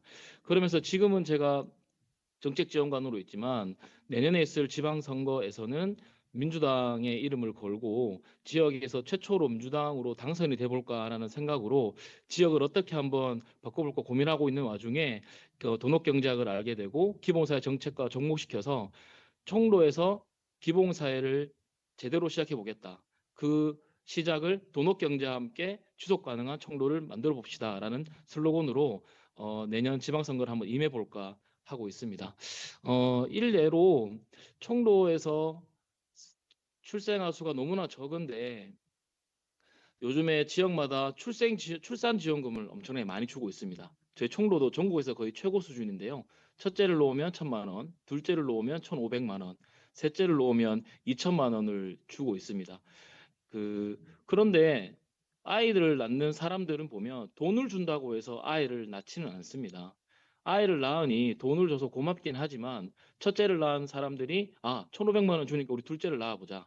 2,000만 원 주니까 셋째를 낳아보자라고 하진 않는다는 거죠. 이런 이야기를 도덕경제학에서는 금전적 지원을 통해서 우리는 문제를 해결할 수 있다라고 기본 이론에서 말하지만 그건 우리의 자발적 동기나 가치관이 돈으로는 모든 걸 해결할 수 없다라는 이야기를 보면서 정말로 공감을 했었습니다. 저는 고향으로 돌아와서 서울에 있을 때는 아이가 없었는데요. 총로에 와서는 지금 세 딸아이의 아빠가 되었습니다. 그래서 첫째 딸, 둘째 딸, 셋째 딸 8살, 6살, 3살 아이를 키우고 있는데요. 원래는 둘째까지만 낳고 와이프가 더 낳지 않고 싶다고 했는데 그 와중에 그 비슷한 아이들 나이대에 키우는 아이들과 비슷한 엄마들과 만나면서 10가족이 육아 공동체를 형성하게 되었습니다. 그러면서 함께 육아도 나누고 고민도 나누고 삶을 함께 살아가다 보니 함께 했던 엄마들 덕분에 저희 와이프가 셋째를 갖자라고 이야기하면 셋째를 가지게 되었고 저희가 셋째를 가지니까 다른 엄마들도 나도 갖자, 너도 갖자 이러면서 저희 10가족의 평균 그 출생아 수가 2.8명입니다. 그래서 지금 셋째, 넷째가 대부분이고요. 우리가 돈을 준다고 해서 아이를 낳는 것이 아니라 공동체를 만들어내고 함께 그 살아가는 삶의 어떤 동반자를 만나게 됨으로써 우리 사람들이 아이를 더 많이 낳게 되는 것 같은데요. 결국에는 돈업경제에서 이야기했던 우리의 어떤 근본적인 가치나 근본적인 우리의 생각들은 돈이 아니고 경제가 아니고 우리 함께 나눌 수 있는 공동체, 그리고 그 사람들과 함께 만드는 민주주의가 아닐까 생각하면서, 우리가 나눴던 공동체의 어떤 문화가 총로 전체적으로 퍼져나가면서 육아뿐만 아니라 우리 총로의 고유한 것들, 역사나 문화, 자연, 이런 것들을 통해서 총로가 지속 가능하게 될 수 있지 않을까라고 생각을 하는 바입니다. 비단 이것이 총로만의 이야기가 아니라 총로를 떠나 대한민국의 모든 지역들, 그리고 지구상의 모든 어떤 도시들이 함께 만들어 나간다면 돈업경제학의 이야기가 제대로 실현되지 않을까 생각하면서 오늘 이 자리에서는 이 정도로 제 생각을 마치도록 하겠습니다. 감사합니다.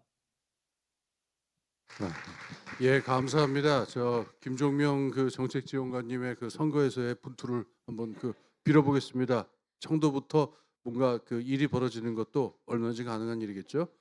예, 그 다음에는 저 이 사전 녹화 영상으로 참여해 주신 분이 계십니다. 전 전주시장이셨고요. 지금은 전북대학교 특임 교수로 계신 김승수님께서 그 이 사전 녹화 영상 보내오셨습니다. 그러면 이게 준비가 돼 있는지 모르겠네요. 예, 그러면 한번 보도록 하겠습니다. 도넛데이를 준비해 주신 박영수 이사장님과 많은 분들께 감사와 또 존경의 마음을 보냅니다. 제가 비록 현장에 가지는 못했습니다만 도넛 경제학이 이 시대에 우리들의 삶의 가치를 고양시키고 또 도시를 지속 가능하게 만들 수 있을 거라는 그런 확신으로 이렇게 말씀을 드리게 됐습니다.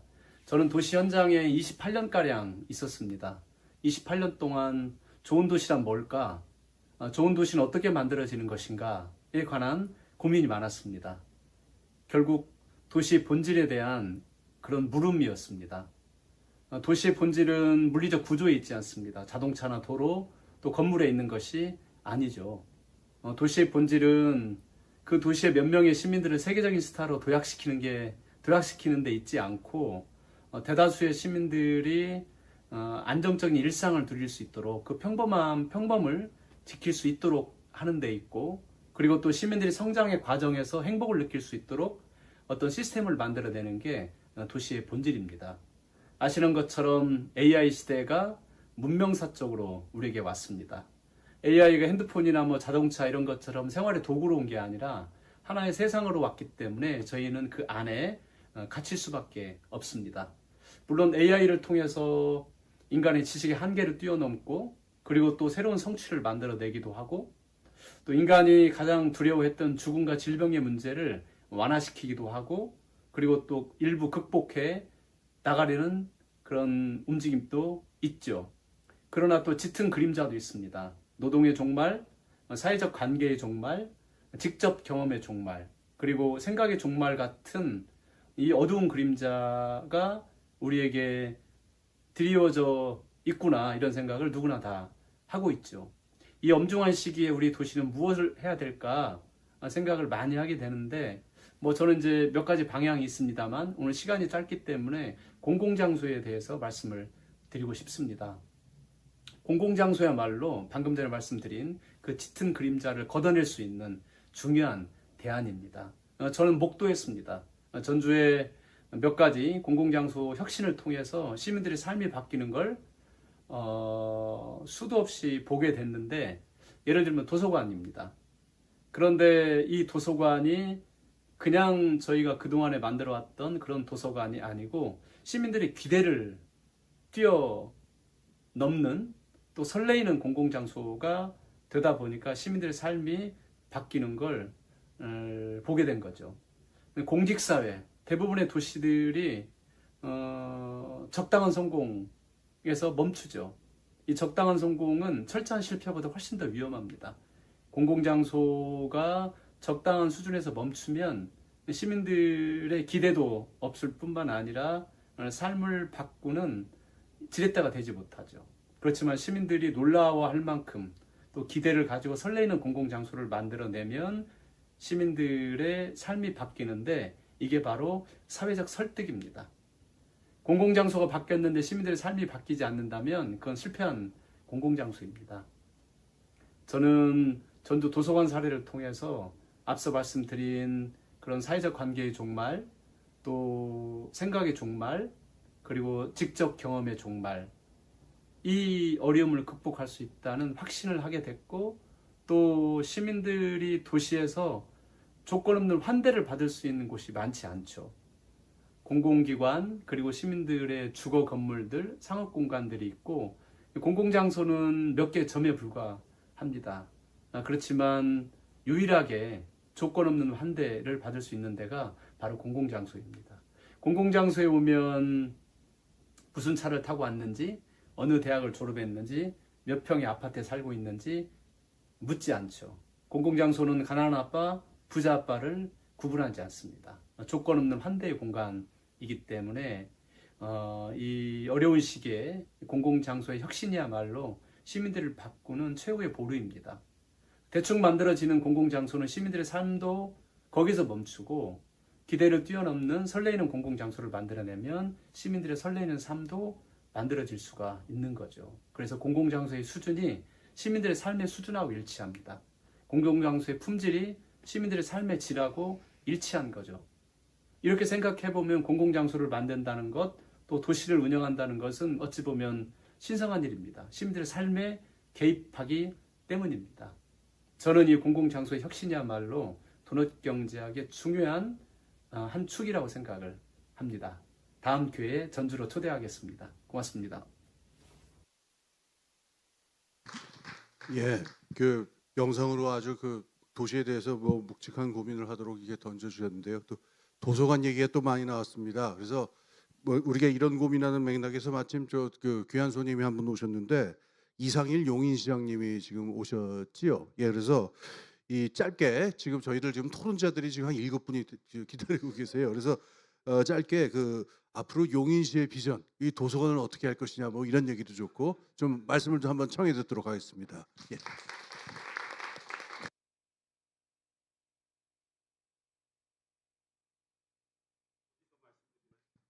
예. 네, 안녕하세요. 시장 이상일입니다. 반갑습니다. 예. 제가 저 경제학을 공부를 했던 사람인데, 뭐 저희 대학 시절에 경제학하고 지금은 또 많이 다르고요. 중앙일보에서 정치부 기자를 25년 하고 국회의원하고 시장을 하고 있습니다. 뭐 지금도 어디 가서 특강하고 저도 늘 공부하면서 또 시정 운영하는데 어떤 지혜를 얻으려고 노력을 하고 있는데, 박영숙 관장님께서 이제 오늘 글로벌 도넛데이를 하신다고 하고 도넛 경제학 책을 보내주셨습니다. 솔직히 책은 못 봤습니다. 그리고 주신 자료를 이렇게 봤습니다. 이제 우리 성장 중심의 이제 경제학이 많죠. 그런 데서 우리가 한번 성찰을 해서 늘 그쪽으로 가지 말고 다른 관점에서 생각을 해보자 하는 것 같아요. 우리 사회적 기초라는 표현이 있고 이제 생태학적 한계라는 게 있는데, 그거는 뭐 틀림없이 우리가 그 현실 인식은 거기서 바탕을 해야 된다고 생각합니다. 그래서 그거를 생각하면서 사회적으로 정의롭고 생태학적으로 안전한 균형 있는 삶과 사회, 정의는 정말 멋진 것 같아요. 과연 어떻게 해야 가능할까? 하우라는 면에서 책에 얼마나 노하우가 있을지 궁금해졌는데 살펴보진 못했습니다.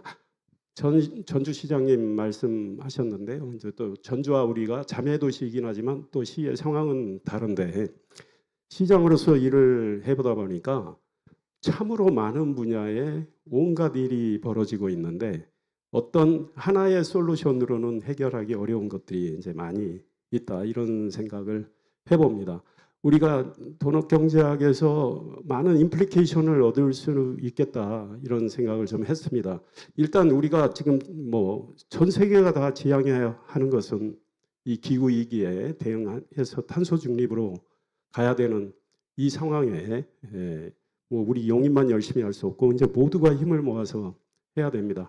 다만 우리는 매우 열심히 하고자 하고 있고, 2022년에 제가 취임한 이후에 전국의 최초로 환경교육도시를 지정하는 데 있어서 우리 용인하고 다른 지자체 3곳이 됐습니다. 그런데 환경부 평가단이 와서 시장을 인터뷰를 하는데 한 50분 했습니다. 50분. 예, 그리드 아이언이라고 있는데 속세 위에 올라간 느낌이었어요. 환경에 대해서 시장이 어느 정도 관심이 있고 어느 정도 지식이 있느냐 이런 것부터 점검을. 그래서 저희가 3년 동안 잘 해왔고요. 올해 또 재지정을 위한 인터뷰를 또 거의 50분 하더라고요. 그런데 환경부에서 용인이 가장 잘해오고 있다. 뭐 이런 말씀도 주셨는데 저희들이 나름 열심히 하고 있는데 또 많은 자원의 제약이 있습니다. 예산 제약, 뭐 또 우리 인적 자원의 제약 이런 게 있지만 전국 최초로 환경교육사를 학교에 파견해서 우리 시의 예산으로 초중고 이제 환경교육을 하고 있는데요. 뭐 전 학교에 하면 좋지만 현실적으로는 어렵고 9개 학교를 하고 있고요. 선생님들 중에 환경에 관심이 있어서 환경교육 지도사 자격을 딸 수 있도록 또 지원을 하고 있고 우리 학생들 가보니까 동백중학교 같은 경우에 이제 홍덕중 다 생태학교인데 그 배움을 얻고 바로 실천하는 그런 행동에 늘 들어가 있습니다. 그리고 전국에 이제 폐배터리들이 많은데 우리는 전국 최초로 이제 이 배터리를 이제 무상 수거하는 시범 사업도 하고 있고 에버랜드하고 협약을 맺어서 다회용기를 이제 쓰도록 그래서 우리 시가 지원하는 걸 해서 그거를도 이제 상을 받았습니다. 그래서 뭐 이런 노력들이 뭐 기타도 꽤 있는데요. 이런 노력들이 이제 차곡차곡 쌓여져서 모든 분야에서 전방위적으로 좀 일어나야 되겠다 이런 생각을 하고 이 성장은 저는 이제 저 책에서는 이제 성장 중심의 경제 이론에 대한 반성인 것 같은데 성장은 성장대로 하면서 우리 자연과의 조화로운 삶과 분배를 어떻게 잘하는가 이것도 또 고민을 해야 되지 않을까. 성장이 없다면 또 사실은 많은 문제에 봉착을 이제 하게 되는 측면이 있고 과학기술은 더욱더 개발을 해 나가는 노력이 필요하다. 그러니까 예컨대 핵 발전 가지고 문제를 많이 삼고 있는데 핵을 분열해서 지금 핵 발전을 하고 있거든요. 그러니까 폐기물이 나오는 거죠. 근데 태양 에너지는 핵을 융합하는 거거든요. 핵 융합 기술을 지금 물리학적으로는 불가능의 영역으로 돼 있지만 우리나라를 비롯해서 많은 나라가 연구하고 있는데 핵 융합 기술을 만약에 만든다면 지구 에너지 문제는 해결될 수가 있어요. 네, 그런 것들에 대한 우리 과학기술에 대한 더 분투 노력, 지원 이런 것들이 이제 필요하다고 생각하는데 한 도시가 하기는 한계가 있고 이거는 국가적으로 좀 집중적으로 했으면 좋겠다고 생각합니다. 우리가 이제 살아가는 이 삶에 있어서 각자 이제 하는 일이 다르고 생각도 다르고 이러기 때문에 이 공동체를 잘 꾸며가고자 하기 위해서는 정말 좀 더 열린 마음으로 이제 서로 대화도 하고 지혜를 모으는 거 이게 제 말은 쉬운데 실제로 쉽지 않은 게 아까 청도에서 민주당으로 잘 되시기 바라고요. 저는 국민의힘 소속인데 우리 저 의원님도 우리 뭐 국민의힘도 있고 민주당도 계시고 그런데 뭐 저희가 생각이 달라서 언쟁을 할 때는 하더라도 좀 품격 있게 하고 좀 건설적으로 했으면 좋겠다. 뭐 국회의원님 아까 2분 계셨다는데 요즘 국회 보면 너무 상대를 공격하는 데만 열중하고 우리 정말 민생이나 시민의 삶에 좀 소홀한 느낌 뭐 이런 게 있어요. 근데 시장은 해보니까 달라요. 시장은 저는 국회 개인적으로 없는 걸 다행으로 생각하는데 시장은 시 발전과 시민의 삶에 이제 보탬이 될 수 있는 일에 몰두하다 보면 거의 이제 정답이 이렇게 모아집니다. 물론 다 예산이 받쳐주는 측면이 있어야 되는데 그래서 내가 이 퍼블릭 서비스를 하고 선출직 공직자로서 일을 하는데 나의 리스판시빌리티, 나의 책임은 무엇일까? 이런 것들을 사실 저는 개인적으로 늘 생각을 합니다. 리스판스를 해야 되는데 뽑아주는 시민들께 리스판스 응답을 해야 되는데 말로 해서는 공허하죠. 무책임하죠. 그래서 어빌러티 능력 있는 응답을 해야 되는데 그 능력이라는 게 이제 해석하기 나름인데 어떤 분은 능력 있다고 다 좋냐? 우리의 이 문명과 지구를 파괴하는 능력은 발휘하면 안 되겠죠. 그러나 시민들 삶의 보탬이 되고 시의 발전, 도시의 부족한 걸 해결하는 이런 것들의 능력을 이제 발휘하는 거에 있어서 발휘하기까지 많은 공을 들여야 되고 방법론이 있는데 그래도 자기가 뭔가 보탬이 되는 역할을 하면서 응답을 해야 된다는 게 이제 제 개인 생각입니다. 저 우리 이상규 대표님 오셨는데 제 서울대 과 후배입니다. 그런데 뭐 제가 솔직히 여기 느티나무 도서관하고 처음에 좀 불편했어요. 그런 거 다 털어버렸고 또 느티나무 도서관 올해 6,700만 원 정도밖에 지원을 못했지만 도서관 말씀하셨는데 도서관은 우리 용인 특례시 제가 자랑할 정도로 열심히 하고 있습니다. 우리 시민들이 일단 훌륭합니다. 우리 시민들의 독서율은요. 전국 평균이 43%인데 우리 54%. 수지 도서관은 대출 기준으로 전국 1위. 경기도 100대 도서관 중에 용인 도서관 10개가 들어가 있고 현재 20개 도서관이 있는데 4개를 더 짓습니다. 그리고 리노베이션하는 도서관이 5개가 있고 스마트 도서관도 도서관을 당장 만들기 어려운 곳은 한 대 설치하는데 거의 1억 들어가는데요. 책이 250권 정도 들어가는데 그것도 13곳 정도, 15곳인가요? 네, 그렇게 만들어 놨습니다. 그리고 거기서 터치를 해서 책을 대출 받으려고 했을 때 거기에 없는 책, 250권에 안 들어가 있는 책은 다른 도서관에서 대출 연계 시스템으로 대출을 해드리고 있고 시민들께서 서점에 가셔서 이 책을 읽고 싶다 그러면 거기서 대출 받으면 됩니다. 그럼 저희가 구입을 이제 하게 되는데요. 우리 시민들 독서열에 부응하기 위해서 이제 많은 노력을 하고 있고 이제 도서관이 단순히 책만 있는 공간이 아니고 시민들이 소통하고 또 좀 더 문화를 향유할 수 있는 이런 공간으로 이제 만들어가기 위해서 많은 노력을 하고 있고 또 이제 이걸로 끝내겠습니다. 사립도서관 내 작은 도서관들 또 활성화에 위한 지원 사업도 하고 있습니다. 어쨌든 이렇게 뵙게 돼서 반갑고 오늘 이 글로벌 도넛데이 훨씬 유익한 그런 프로그램이 진행되길 바라고요. 여기서 도출되는 좋은 아이디어도 저희들에게 주시면 실천하도록 하겠습니다. 저는 오늘 중앙시장 야시장 개장식이 있어가지고 조금 이따 가야 됨을 널리 이해해 주시기 바랍니다. 느티나무 도서관 조화영입니다. 감사합니다.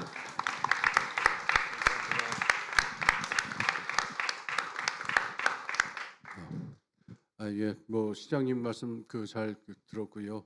항상 신경 많이 써주시고 열심히 노력해 주셔서 감사합니다.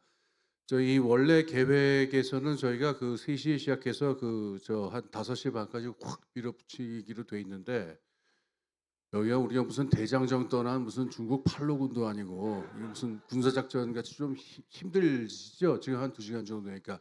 근데 아예 그냥 확 또 근데 퍼져버리면은 우리가 그냥 진짜 팔로군 되는 겁니다. 산속에서. 그러니까 너무 풀지 마시고 한 5분 10분 화장실 빨리 갔다 오실 분이라든가 뭐 바람 좀 쐬고 싶은 분이라든가 그래서 지금 시간이 4시 47분입니다. 그래서 4시 55분에 저는 마이크를 잡고 시작을 하도록 하겠습니다. 예.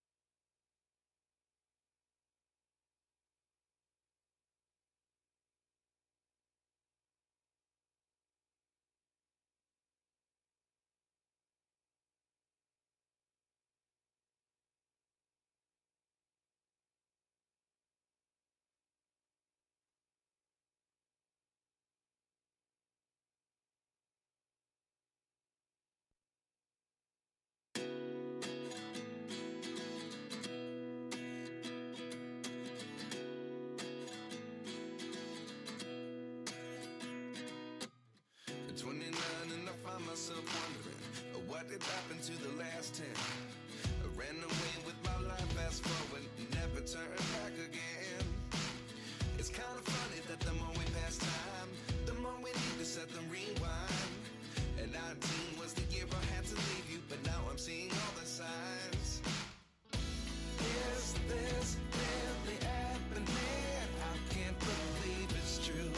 I'm just as surprised as you. Is this really happening? I can't be too sure, but one day I'll be yours again.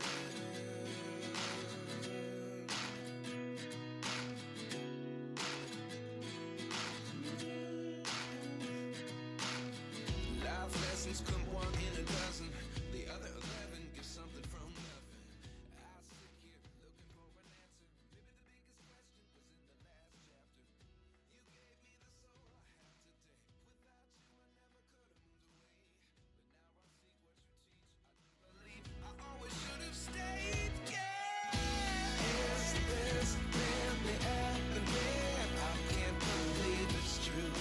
I'm just as surprised as you. Is this really happening? I can't be too sure, but one day I'll be yours again.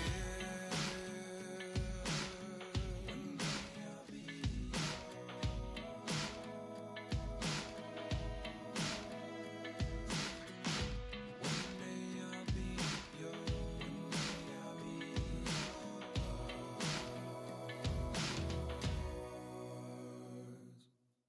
Life lessons come one in a dozen.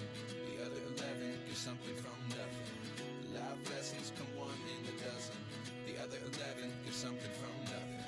Life lessons come one in a dozen. The other 11 give something from nothing. Life changes just open the door. One thing's certain, I'll always be yours. Is this really happening? I can't believe it's true. I'm just as surprised as you. Is this really happening? I can't be too sure, but one day I'll be yours. Is this really happening? I can't believe it's true. I'm just as surprised as you. Is this really happening? I can't be too sure, but one day I'll be yours.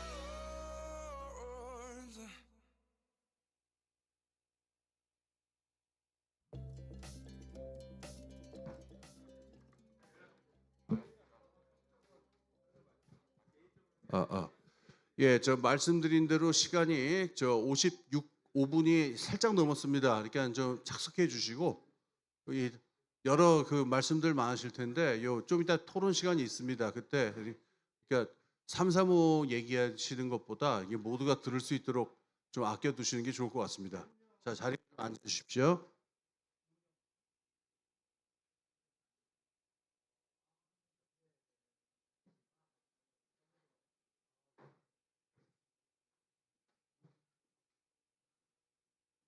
예, 그 뒤에도 저 이제 자리에 좀 앉아 주시면 좋겠습니다. 예, 그래서 이제 저희가 그 토론을 해주실 분들이 몇 분 계세요. 지정 토론으로 저희가 그 부탁을 드린 분은 경기연구원의 김정훈 박사님하고 한국지방행정연구원의 최정우 박사님하고 그다음에 용인시정연구원의 한창목 박사님 이렇게 세 분을 저희가 지정 토론자로 모셨습니다. 이게 저 모셔서 좀 먼 길 오셔서 참 죄송한데 시간이 이렇게 된지라 한 5분씩만 좀 말씀을 해주시면 감사하겠습니다. 자, 그러면은 마이크를 그 저 경기연구원에서 오신 김정훈 박사님에게 먼저 첫 마이크를 드릴까 합니다. 예.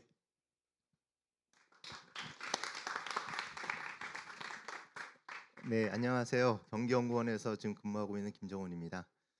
제가 한 2년 전쯤에 여기 느티나무 도서관에 왔었는데 사실 개인적으로 깜짝 놀랐어요. 그래서 제가 갖고 있던 기존의 모든 개념을 다 깨는 시끄러운 도서관 뭐 이 얘기를 듣고서는 아 그래 이거다 생각했는데 그 이후에도 이렇게 도넛데이에 맞춰서 이 도넛 경제학이라는 의미 있는 우리 사회에서 반드시 이제 고민을 해야 되는 영역들을 지역 단위에서 고민하시는 거 보고서 아 다르긴 다르구나 생각이 들었습니다. 그래서 오늘 이 자리에 초대해 주셔서 너무 감사드리고요. 사실은 제가 좀 몇 가지 말씀드릴 거리 요 정도 이렇게 말씀드리면 좋겠다라고 생각했던 부분이 있는데 이미 발표자분들께 다 말씀을 해주셔가지고 너무 당황스럽습니다. 제가 사실은 경제학을 전공을 했는데 사실 이제 앞서 말씀드린 바와 같이 경제학에서는 사회 혹은 제도 그리고 이제 생태, 환경 문제를 하나의 외부적으로 주어진 것으로 이제 가정을 해서 경제 이제 분석을 이제 진행을 하거든요. 그런데 이제 앞서 말씀하신 바와 같이 사실 이제 경제, 사회, 그다음에 뭐 생태 이 부분이 사실 서로 이제 다 영향을 주고 받으면서 이제 움직이고 사실 경제는 그 자체로서 이제 목적이라기보다는 우리가 삶을 이렇게 이어가는 과정으로 사실은 들여다봐야 되는데 그 부분은 사실 경제가 많이 놓치고 있었다라는 것이었고요. 하지만 이제 최근에 보면은 이제 기초 경제론, 파운데이션 이코노미라고 해서 아직 국내에는 이제 번역되거나 소개된 글이 아닌데 그쪽의 논의나 아니면은 삼터 경제학, 경제론, 해피테이션 뭐 이코노미라는 이런 개념들을 많이 사용하고 있어요. 그래서 좀 더 이제 인간의 어떤 삶의 실제적인 삶에 초점을 두고 경제를 다시 재조명하는 이런 논의가 지금 많이 이루어지고 있거든요. 그래서 이제 도넛 경제학은 이런 좀 더 삶에 가까이 가 있는 그리고 현재 세대뿐만 아니라 미래 세대까지도 다 아우르는 그런 지속 가능한 어떤 사회에 대한 고민을 담고 있는 어떻게 보면 보다 더 좀 근원적이고 발전적인 그런 하나의 지향이자 혹은 이제 분석 개념적 어떤 틀을 제공하고 있다. 저는 이게 좀 생각이 좀 들고요. 사실 이제 작년 10월경인가 계엄 이전이죠. 그때 어떤 제안을 받았어요. 그래서 기본 사회와 관련된 책을 좀 쓰려고 하는데 같이 좀 참여해서 이제 작업을 하자. 해서 이제 제가 알겠습니다 하고 이제 들어가서 이제 작업을 했는데 앞서 이제 차지호 의원님이나 김종명 그 선생님께서 이미 많은 부분을 이제 기본 사회에 대해서 이제 말씀하셨는데 제가 이제 경제 쪽이다 보니까 그걸 진행하면서 사실 기본 사회는 어떻게 기본권이나 혹은 이제 사회 경제권을 최대한 이제 보장하는 이 선에서 인간다운 어떤 기본적인 삶을 또 정부가 이제 보장하는 그러면서 자유로운 어떤 삶을 이제 영위할 수 있는 그 토대를 이제 제공하는 것은 기본 사회라고 흔히 우리가 이야기를 하는데요. 그런데 이제 이 부분을 어떤 프레임으로 좀 접근을 해야 될까 그 당시에 고민을 하면서 가장 먼저 생각이 들었던 게 바로 이 도넛 경제학이라고 할 수 있습니다. 예를 들면 이제 그 아까 말씀해주신 바와 같이 사회적 기초, 그다음에 확률적 한계 이 부분이 사실은 그 부분을 이제 고려한 어떤 경제적 관계나 상호작용 이 부분을 이제 같이 고려한 부분을 우리가 삶에 있어의 기본으로서 저희가 고민을 해야 된다라는 부분이 없어 이제 제가 이제 먼저 생각이 들어서 그 부분을 하나의 중요한 기본 사회를 구성해 들어가는 하나의 프레임이자 틀로서 개념적 틀로서 기본 사회를 생각을 했고요. 그래서 제가 이제 뭐 책이 6월 달인가 나왔는데 그때 이제 보시면 아시겠지만 이제 거기에 기본 사회의 기본 실행 원리 6대 원리를 제가 이제 이야기를 했는데 그 원리가 앞서 이제 발표문에서 말씀해 주신 그 내용을 대부분 다 담고 있습니다. 그래서 이런 기초 경제의 우선성이라든지 사회 경제 환경 간의 어떤 균형 또는 조정의 문제라든지 아니면 지역 기반이라든지 실험과 실용주의 부분이라든지 참여적 어떤 민주 거버넌스 문제라든지 이런 원리들을 사실은 대부분 이제 그 도넛 경제학의 어떤 개념적 틀과 이제 맞닿아 있게 제가 좀 재구성한 것이었었고요. 그런 측면에서 보면 어떻게 보면 이제 도넛 경제학은 기본 사회에 대한 개념적 틀 혹은 구체적인 사례를 통해서 기본 사회가 이런 방향으로 가야 된다 하는 나침판의 역할을 할 수 있다라는 생각이 좀 들고요.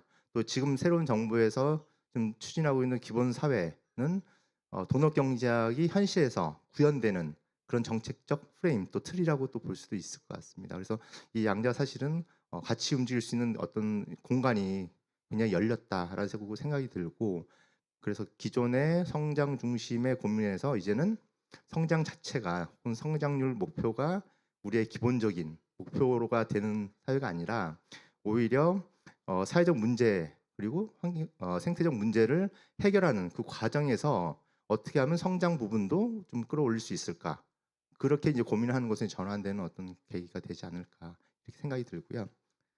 시간이 다 됐는데 제가 한 가지만 좀 몇 가지 좀 이 고민을 좀 해봐야 될 것 같다라고 생각된 부분을 적어왔는데 그 중에서 지역 기반 시정 체계가 실질적으로 운영이 되려면 저희는 지금 지방 분권이라는 게 사실 말로는 많이 나와 있지만 현실적으로는 이 실제적인 분권의 요소들을 좀 갖추고 있지 못한 부분이 있습니다. 그래서 상당한 부분을 그 재정 문제라든지 아니면 제도적 어떤 다양성의 문제라든지 이런 부분을 좀 최대한 지역으로 좀 이양을 해줄 필요가 있다라는 부분을 하고요.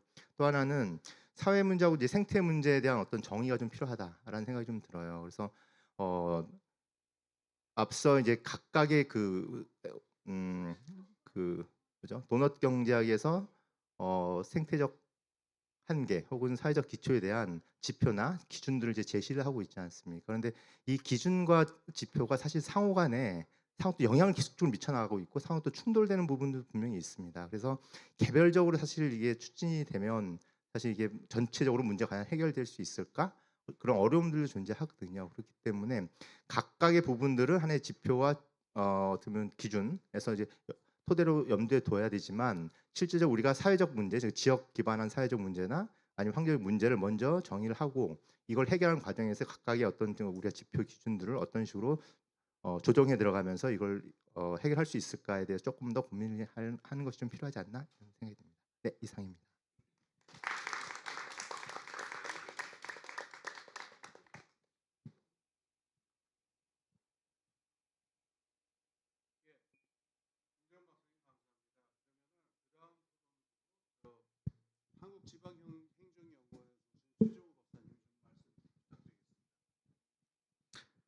한국지방행정연구원 최정우입니다. 다행히 토론자가 굉장히 많은데 왜 토론 순서가 빨라가지고 마음을 조금 놓고 토론을 할 수 있을 것 같습니다.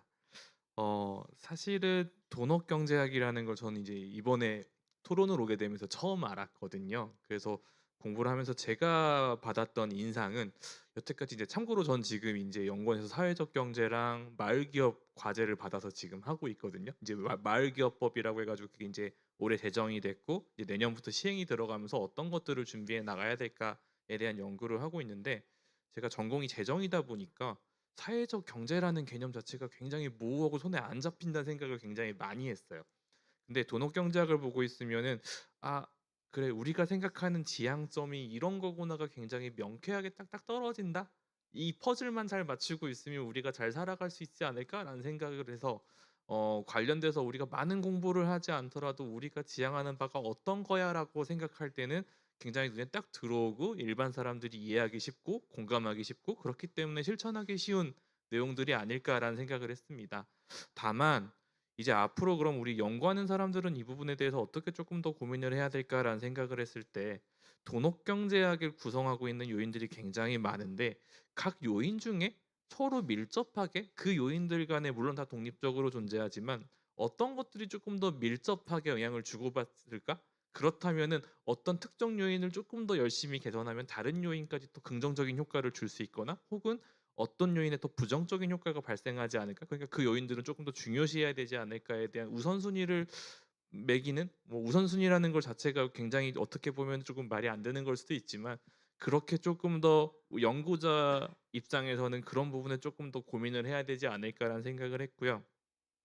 두 번째는 이제 이 도넛 경제학이 정착하기 위해서 아까도 발표 때 있었지만 결과적으로는 우리 도넛 경제학의 관점에서 봤을 때 우리 지역은 어떤 모습일까에 대한 내용이 중요한데 그 지표를 어떻게 구성할까라는 고민들이 굉장히 많아요.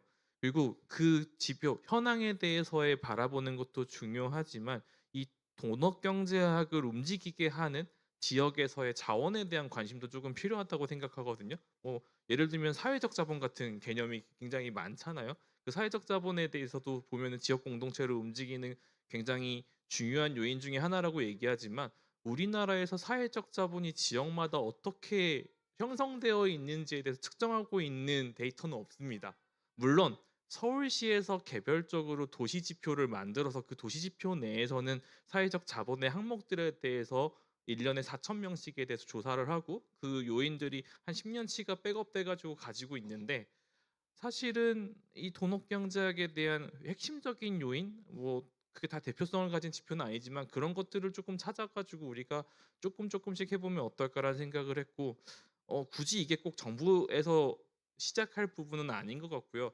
민간 단체에서 이 한번 시작해보고 이게 계속 축적만 돼 있다면 나중에 이걸 승인 통계로 바꾸고 정부에서 이걸 통계화시키는 작업들도 가능하지 않을까라는 생각을 했습니다. 그리고 이건 이제 연구에 관련된 부분이었고요. 그러면 정부는 이제 뭐를 해야 되느냐?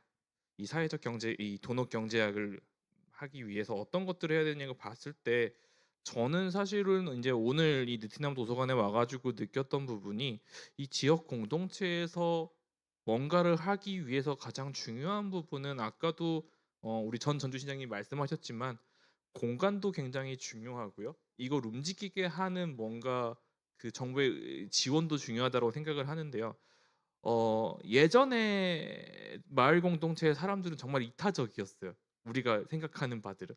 그래서 아파트에 살더라도 앞집에 누가 사는지 서로 인사도 하고 엘리베이터를 타면은 그렇게 서로 소통을 하면서 같이 문제를 공유하게 되는데 지금의 여기 앉아 계신 분들 중에 앞집에 사시는 분들이랑 과연 인사를 그렇게 잘 주고받는 분들이 있을까요? 아닐 것 같아요. 저는 사실 저도 앞집에 누가 사는지 잘 모르거든요. 뭐 이게 서울에 국한되는 문제일 수도 있겠지만 그렇다면 그 사람들을 어떻게 같은 자리에 모아주고 같은 자리에서 서로 공유하는 바를 공유하면서 공통 분모를 찾아가는 그 작업들을 하기 위해서는 지금은 누군가가 옆에서 자꾸 이렇게 도와주는 게 필요하고 그게 지자체가 됐든 아니면은 이런 개별적인 시민의 힘이 됐든 그런 것들을 지원하는 뭔가가 필요하지 않나라는 생각을 했고요. 우리가 뭔가를 돌아가기 위해서는 사실은 지원도 굉장히 그래서 지자체에서 필요하죠. 재정적인 지원 부분들. 왜냐면 근데 우리가 재정적인 지원이 약한 부분은 사실은 이런 부분을 지원한다고 해서 지자체에게 실질적으로 도움이 되는가에 대한 퀘스천 마크들이 다들 있으시거든요. 근데 이런 부분들을 지원했을 때 지자체에 실질적으로 어떤 효과를 미칠 수 있는지에 대해서도 사실은 이 공동체가 같이 고민을 해줘야 된다라는 거죠. 우리가 지자체의 힘으로 풀지 못하는 여러 가지 문제들, 예를 들면은 복지 사각지대 문제도 지자체 혼자서 돈 투입한다고 해결되는 거 아니고요. 우리가 복지 사각지대 외에도 뭐 인구 감소 지역에서 이주민이 정착했을 때 그 정착한 유입된 이주민들과 서로 잘 화합시켜 가지고 그 지역에 오랫동안 살게 하는 것도 지자체가 돈 준다고 되는 거 아니고요. 아까 출산장려금 말씀하셨지만 5천만 원 받는다고 해서 계속 출산할 수 있는 것도 아니고요. 그런 부분들에 대한 고민이 필요하고 지자체에서 실질적으로 움직이는 제도와 연계할 수 있는 부분 생각했을 때 저는 주민 참여 예산이라고 생각하거든요. 우리가 주민 참여 예산 했을 때 다들 우리가 어떤 분야에 대해서 어떻게 돈을 써야 될지에 대해서 다들 막연하고 그래서 자기가 꼭 필요한 문제들만 얘기를 하는데 이 돈옷 경제학의 프레임에서 지자체가 어디에 돈을 투입하고 있고 우리가 실질적으로 어떤 문제를 겪고 있는지를 고민하게 된다면 우리가 겪는 문제에 대해서 주민 참여 예산에 돈을 더 어떻게 실을 수 있을까에 대해 고민할 수 있고요. 더 나아가서는 저희가 인지제도 예산제도가 굉장히 많아요. 재정에서는 성인지 예산제도도 있고요. 환경인지 예산제도도 고민하고 있고요. 예전에 기재부에서는 인구인지 예산제도도 고민을 했어요. 각 인구마다 어떻게 돈을 쓰고 있는지. 그렇다면 우리가 돈업경제 프레임에서 각 요소에 어떻게 돈을 쓰고 있는지 그런 부분들도 나중에 예산을 짤 때 고민의 제도와 연계해 볼 수 있지 않을까라는 생각을 했습니다. 이상으로 토론 마치겠습니다. 예, 좋은 말씀 감사합니다. 자, 그 다음으로 용인시정연구원에서 오신 한창묵 박사님 5분 동안 토론 부탁드립니다. 네, 한창묵입니다. 우선 저는 오늘 이제 이 도넛 경제학과 관련한 여러 좋은 분들의 이제 주제 중에서 이영웅 박사님이 발표를 한 사회적 가치의 측면에서 지정 토론자로 좀 제안을 받아서 제가 먼저 이 주제에 대해서 제 의견을 좀 이야기하도록 하겠습니다. 이 사회적 가치라고 하는 게 굉장히 모호하고 측정하기 어려우면서도 또 한편으로는 여전히 우리의 어떤 사회 영역의 한 분야로 점점 자리 잡고 있는 상황이다. 이런 생각이 들고 여기서 이제 박사님께서 이제 제안을 한 아마르티아 센이 제안한 역량 접근법을 통해서 실제로 사회적 가치를 측정을 하고 그 측정된 사회적 가치를 판단을 해서 어떤 더 증분시킬 수 있는 그런 기준틀을 만들어 보는 것에 대한 어떤 고민이나 문제 의식에는 그 방향도 충분히 맞고 공감한다라고 생각을 합니다. 다만 이제 우리가 그 방향으로 가기 위해서 경기도가 어떤 일을 해야 될까? 그것에 대한 사전적인 단계들이 필요할 것이다. 이런 생각을 하고요. 왜냐하면은 센이 이야기하는 가장 핵심적인 사항은 우리가 어떤 삶의 질, 어떤 우리가 인간답게 살아간다는 것을 판단하는 데 있어서는 한 가지의 기준이 아니고 최소한 두 가지 이상의 다원적인 정보들의 조합이 필요하다라고 센은 이야기하고 있고 거기서 센이 가장 중요하게 생각하고 있는 이미 인간들이 얻어낸 성취의 측면과 그리고 앞으로 원한다면 얻을 수 있는 그 행위적 자유의 측면에서 그렇다면 우리가 내가 사회적 가치와 관련해서 예를 들어서 시민의 참여와 관련해서 내가 할 수 있는 게 뭐지? 라는 궁금증이 들었을 때 그런 내가 참여할 수 있는 다양한 접근 루트들을 예를 들어서 경기도가 제안을 이미 하고 있어야만 경기도가 제안하고 있는 이런 다양한 접근 루트들이 있는데 그중에서 나는 이걸 하고 싶어. 그래서 실제로 할 수 있는 그것이 사회적 가치를 증진시킨다는 결과로 귀결되는 그 논리적인 모델이 센이 말하는 역량 접근법의 가장 중요한 핵심이라고 생각이 됩니다. 그렇다면은 뭐 꼭 현재 진행하시는 연구뿐만이 아니라 앞으로 경기도가 지속적으로 사회적 가치를 강화하고 활성해 나가고 싶다면은 경기도가 생각하는 사회적 가치의 각 범주별 어떠한 다양한 접근 가능한 선택지들이 있는지를 경기도가 고민해보고 그것을 한번 나눠봐야 할 것이고 그것은 지금까지 우리나라가 법적으로 접근해왔던 위에서 아래로 내려오는 식의 접근이 아니고 지역의 실제로 사회적 가치를 위해서 힘쓰고 애쓰는 사람들의 모습이 아래에서부터 위로 올라와서 경기도 전체를 비추는 그런 그림으로 이루어져야 하지 않을까 그런 생각을 제가 제안 드립니다. 그리고 이제 뭐 시간이 남았을진 잘 모르겠는데 도넛 경제학 첫 번째 이야기 주신 내용에 대해서 저도 이제 주신 자료를 보고 좀 생각해 봤는데 먼저 전 지구적인 차원에서 우리가 도넛 경제의 어떤 질적인 측면의 번영, 스라이빙을 이야기하는 것이 오늘날 일견 타당한 문제 의식임에도 불구하고 과연 우리가 용인시라고 하는 하나의 지방자치단체 측면에서 본다면은 이것이 용인시가 더 이상 성장 불가능한 상태인가를 자칫 단언하거나 오해할 수 있다라는 생각이 좀 들고요. 그래서 성장 불가지론의 관점에 있어서도 우리가 단순히 성장을 더 이상 못한다라는 생각보다는 질적인 측면의 개선이나 재고를 높이는 방향으로 우리가 고려해 보는 것이 더 좋지 않을까 이런 생각을 갖고 있습니다.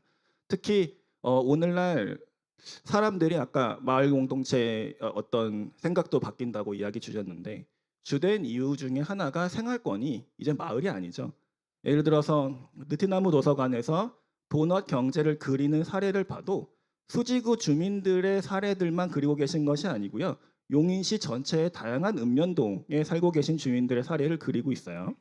즉 용인시 전체를 놓고 우리가 질적 성장을 제고하고 그것을 도넛을 그리고 있기 때문에 그렇다면은 아까 시장님께서도 이야기하셨지만 무조건 뭐 성장이 안 된다 이런 게 아니고 어떤 방향으로 성장하는 것이 더 번영에 가까운 길일까를 좀 고민할 필요가 있지 않을까 그런 생각이 듭니다. 이상입니다. 예, 감사합니다. 이걸로 우리가 지정 토론자 분들 귀한 말씀 잘 들었고요. 이제부터는 이게 좀 토론을 열어놓고 지금 이렇게 발표하신 분들도 이렇게 응답하시고 싶은 부분들도 있을 거고 다른 생각들이 있을 테니까 예, 그래서 이제 열린 토론으로 넘어가는데 열린 토론에 또 우리가 준비한 분들이 있습니다. 그래서 이분들이 이제 지정 토론자는 아닙니다만은 열린 토론을 열어주시는 역할을 좀 하실 것 같습니다. 대한민국 시장 군수구청장 협의회 임채홍님 오셨고요. 그다음에 우리 서울시 성동구 정책비서관 신영민님 오셨고요. 그다음에 가톨릭대 행정학과 정종원 교수님 또 계십니다. 그러니까 이게 뭐 지정 토론 아니니까 우리 그냥 토론을 여는 역할을 이제 해주실 텐데 먼저 임채홍 선생님 말씀부터 좀 들어볼까 싶습니다. 예.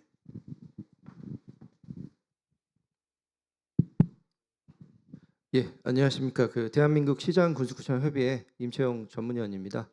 일단 이제 저희 조직은 이제 전국에 있는 228개 기초 지방자치단체 역할과 이제 의견들을 모아서 중앙에 전달해서 그런 의견들을 좀 쟁취하는 그런 업무를 좀 저희가 하고 있습니다. 그래서 그런 맥락에서 이제 오늘 도덕 경제학 관련된 어떤 그런 이러한 민과 관 또 학과 연 모든 어떤 주체가 모이는 하나의 어떤 공로의 장에 참석할 수 있어서 너무 영광인 것 같고요.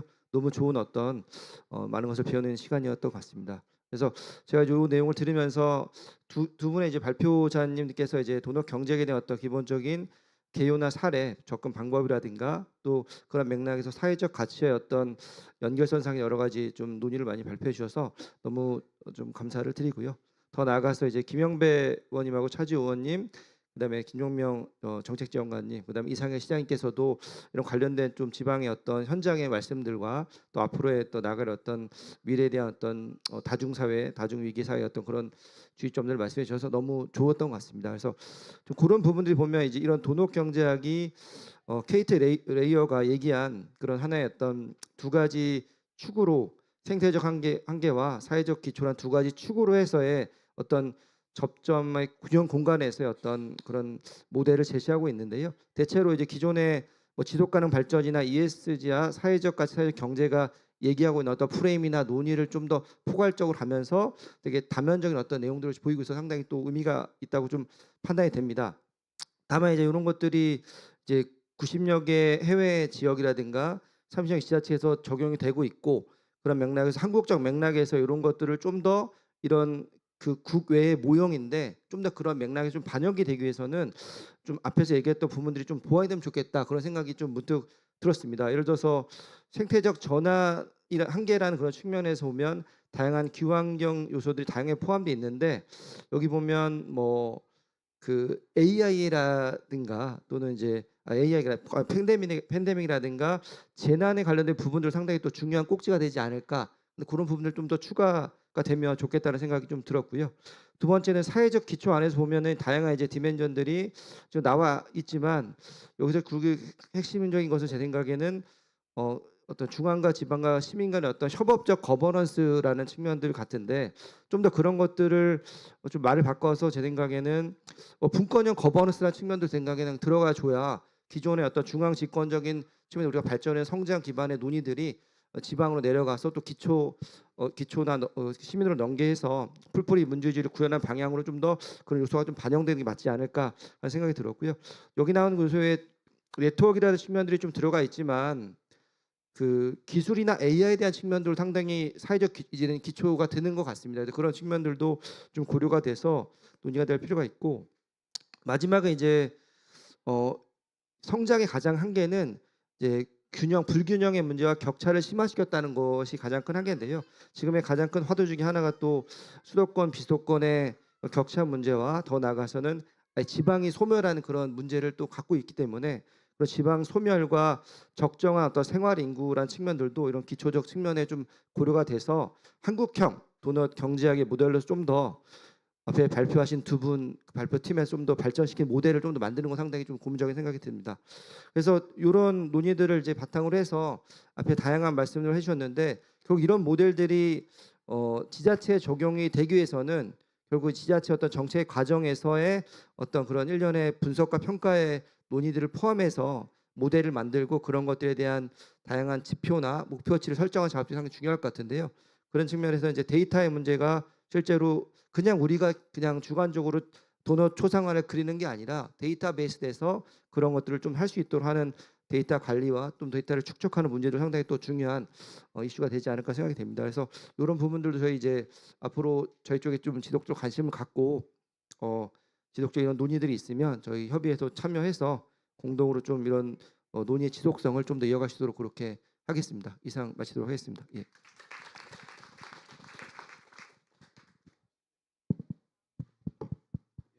예, 감사합니다. 그 다음으로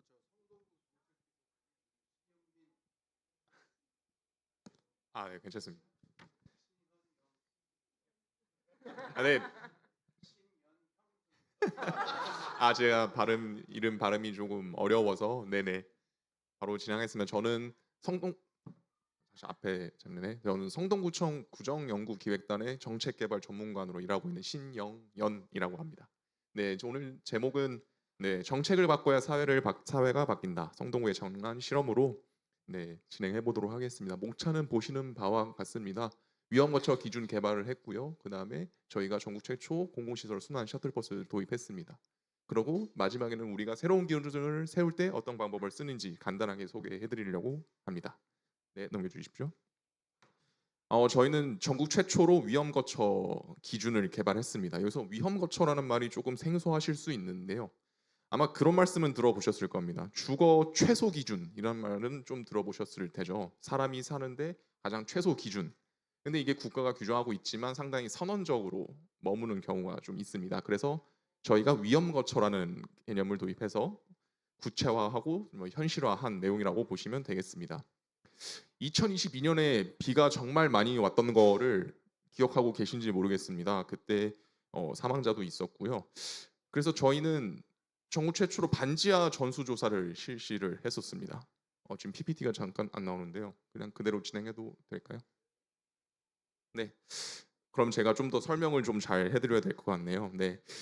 어쨌든 2022년 8월에서 9일 그 이틀 동안 집중호우로 인해서 반지하 거주자 인명 사고가 발생했었습니다. 신림동으로 그때 기억을 하고 있는데요. 그래서 성동구는 안전과 건강을 기준으로 좀 건축사 협회에 좀 요청을 받고 저희 성동구 자체에서도 TF를 구성해서 5개 등급으로 구분해서 이제 반지하 전수조사를 실시하게 되었습니다. 그래서 그 이후에 2013년에는 전수조사 기준을 바탕으로 해서 성동형 주거 환경 개선 사업을 추진을 했습니다. 그 전 PPT로 가주셔야 됩니다. 네. 그래서 그 파란색으로 제가 적어놨는데요. 반지하 주택 6,321호 조사 결과 이제 보시는 것 같이 4,700호, 비주거용 5,400호 대상 지원을 했었고 사업을 통해서 맞춤형 지원 2,164세대를 지원을 했었습니다. 네. 방지 시설 7종을 보시는 바와 같고요. 여기서 C와 D 등급을 받은 주택 10호는 위험 요소를 제거해서 등급을 상향시키거나 아니면 비주거용으로 전환했었습니다. 그리고 D 등급 사시는 분 중에서 이제 거주자 면담과 추가 조사를 통해서 이분들은 이제 지상 이주를 지원을 해드리는 성과를 이뤘습니다. 네, 다음으로 넘어가겠습니다. 이렇게 2022년, 2023년, 2024년을 거쳐서 그럼 이제 데이터가 쌓였을 겁니다. 그래서 2025년 올해죠. 올해는 전국 최초로 성동형 위험거처 관리 체계를 도입하게 되었습니다. 반지하하고 노후주택 등의 이제 위험거처에 대해서 성동구가 자체 개발한 위험거처 기준을 활용한 실태 조사를 실시하였고 아까와 거의 비슷합니다. 이 조사를 결과로 이제 건축사의 이제 협조를 받아서 5개 등급으로 구분을 하고요. 조사 방법은 아래 보시는 바와 같고 결국에는 이제 CD 등급이 상당히 좀 노후한 걸로 저희가 보고 있습니다. 그래서 이 분량 항목 중에서 맞춤형으로 개선을 지원을 하는 사업을 실시를 하게 되었습니다. 아까 2022년부터 2024년까지는 좀 한시적으로 머물렀다면 2025년은 이제 좀 항상 이제 수시로 할 수 있는 시스템을 도입했다고 보시면 되겠습니다. 네, 다음 PPT 보시면은 이게 이제 주거용 2022년 당시에 주거용으로 이제 반지하가 이 정도 수치가 있다라고 그때 밝혔었고요. 서울시는 그때 없었습니다. 왜냐면 저희가 전국 최초로 했기 때문에 좀 뉴스를 제가 좀 따와봤고요. 사실은 이제 아까 이제 박사님들 말씀하시는 거에 대해서는 이제 저희가 중앙 정부에서 기초자치단체로 탑다운 방식으로 하는데 이제 저희 반지하 전수조사는 약간 바텀업 방식으로 저희가 했던 거를 서울시에서 2023년 했었고 2024년부터는 이제 통계에 이제 표준 통계 이제 저희 반지하 전수조사가 들어가서 바텀업이 되었다고 보시면 되겠습니다. 네, 다음으로 넘어가겠습니다. 사진 이렇게 보시는 바와 같습니다. 보시면은 이게 잘 보이실지 모르겠는데 이게 지금 싱크대가 막 가라앉고 상당히 노후된 모습을 보이는 거에 개선 후로 이제 좀 깔끔하게 좀 안전 설비를 좀 강화하고 이제 좀 깔끔하게 하실 수 있는 걸로 했고요. 그 아래는 문이 없어서 이게 지금 막아놓은 상태입니다. 임시로. 그래서 문 복구하고 창문을 복구해서 조금 이제 개선 사업을 실시한 사료로 제가 사진을 좀 추가로 첨부해봤습니다. 네, 다음으로 넘어가겠습니다. 네, 그래서 이제 저희가 위험 거처 종합 평가서 잘 안 보이실 텐데 이게 쭉 이제 30개로 이제 잡아서 평가를 합니다. 하나하나 이제 건축사협회에서 이제 하나하나 들어가서 평가를 하고 이 평가 기준으로 이제 맞춤형 지원 사업을 실시하게 되고요. 별표에는 이제 저희가 이제 그 시스템화하기 위해서 좀 점수 산정 방식도 도입을 저희가 자체적으로 했다는 것을 보여드리기 위해서 네, 이렇게 첨부를 했습니다. 네, 다음으로 넘어가겠습니다. 네, 이거는 뭐 이렇게 이런 게 있었다. 네, 다음으로 넘어가겠습니다. 혹시 성동구의 성공버스라고 혹시 들어보신 분 있으신가요? 네. 이 성공버스가 이제 성동구 공공시설 셔틀버스의 준말로 저희가 성공버스를 운영을 하고 있습니다. 부제를 저희가 가장 위에 공급이 수요를 만드는 모달 시프트라고 잡아봤는데요. 모달 시프트는 이제 운송 체계를 바꾼다라는 얘기입니다. 이제 좀 자가용 중심이 됐었던 이제 자가용 중심을 이제 대중교통으로 바꾸자라는 바꿔서 이제 이산화탄소를 줄이자라는 개념으로 보시면 될 것 같고요. 저희가 2024년에 10월에 이제 성공버스를 도입을 했습니다. 근데 사실은 마을버스가 저희가 있잖아요. 근데 서울시 같은 경우에 자치구에서 마을버스를 어떻게 조정하거나 아니면 추가하거나 이런 권한이 없습니다. 근데 저희 성동구 물론 저도 이제 경기도로 살고 그렇긴 하는데 성동구에도 교통 사각지대가 분명히 존재했습니다. 그래서 저희가 이 마을버스를 이제 사각지대에 좀 더 추가하고자 했지만 이게 마땅치 않았고 그래서 저희가 도입을 한 게 성공버스라고 보시면 되겠고요. 이제 두 번째 이제 노선이 공백이 없도록 좀 금호동, 응봉동, 행당동, 성수동 일대 주요 공공시설을 연결해서 저희가 추진을 했고요. 사실은 이제 교통이 복지다 보니까 공공성 확보로 지속 가능한 이제 교통보시 시스템을 선도적으로 구축했다고 보시면 되겠습니다. 지금 2024년 10월에 1호선을 운행을 했고요. 올해 5월부터는 2, 3노선이 이제 추가로 됐고 11월부터 이제 4호선을 마지막으로 저희가 17개 동에 전부 다닐 수 있도록 이제 할 상황 네, 그렇게 한 상황입니다. 이용 대상자는 사실 성동 주민뿐만 아니라 모든 주민이 다 사용하실 수 있고요. 이용료는 무료입니다. 근데 여기서 사실 문제가 아니라 이제 여러 말들이 있었으면 특히 마을버스 운수 조합을 조금 설득하는 게 상당히 어려웠는데요. 제가 마을버스 운수 조합이라고 생각하면은 이게 사실은 경쟁이 될 수 있다고 생각하실 겁니다. 똑같은 성동 구민은 똑같다고 했을 때 성공버스가 다님으로써 우리 이용객이 주는 거 아니냐라는 말씀을 많이 하셨어요. 그래서 반대가 많았지만 저희가 생각한 가설은 이렇습니다. 이 교통 인프라를 이제 사각지대에 깔았거든요. 깔면은 신규 수요가 창출했기 때문에 그 신규 수요는 분명히 마을버스로 넘어갈 것이다 라고 설득을 해서 시작을 했는데 그래서 저희가 2025년 8월 12일 보도자료 제가 분석을 했는데 따르면 전년 동기 대비 혹시 몇 퍼센트가 뭐 상승했을까요? 이게 좀 혹시 그러니까 전년 동기 대비 마을버스 이용객이 7.18% 늘어나는 효과를 보였습니다. 다음 페이지로 넘어가 주시면은 가장 아래 이제 성공버스 안착 마을버스가 상생 효과가 이제 그건데요. 결국에는 저희 가설이 맞았다고 보고 결국에는 상생도 이뤄냈고 이제 교통 사각지대에 이제 인프라를 깔아서 결국에는 교통 복지까지 해결한 사례라고 저희는 평가를 하고 있습니다. 네, 다음으로 넘어가겠습니다. 감사합니다. 근데 왜냐하면 아까 제가 마지막에 그 새로운 기준을 세우는 방법을 좀 세 가지 간단하게 소개드리고 좀 마치겠습니다. 처음은 저희는 질문을 바꿔보자였습니다.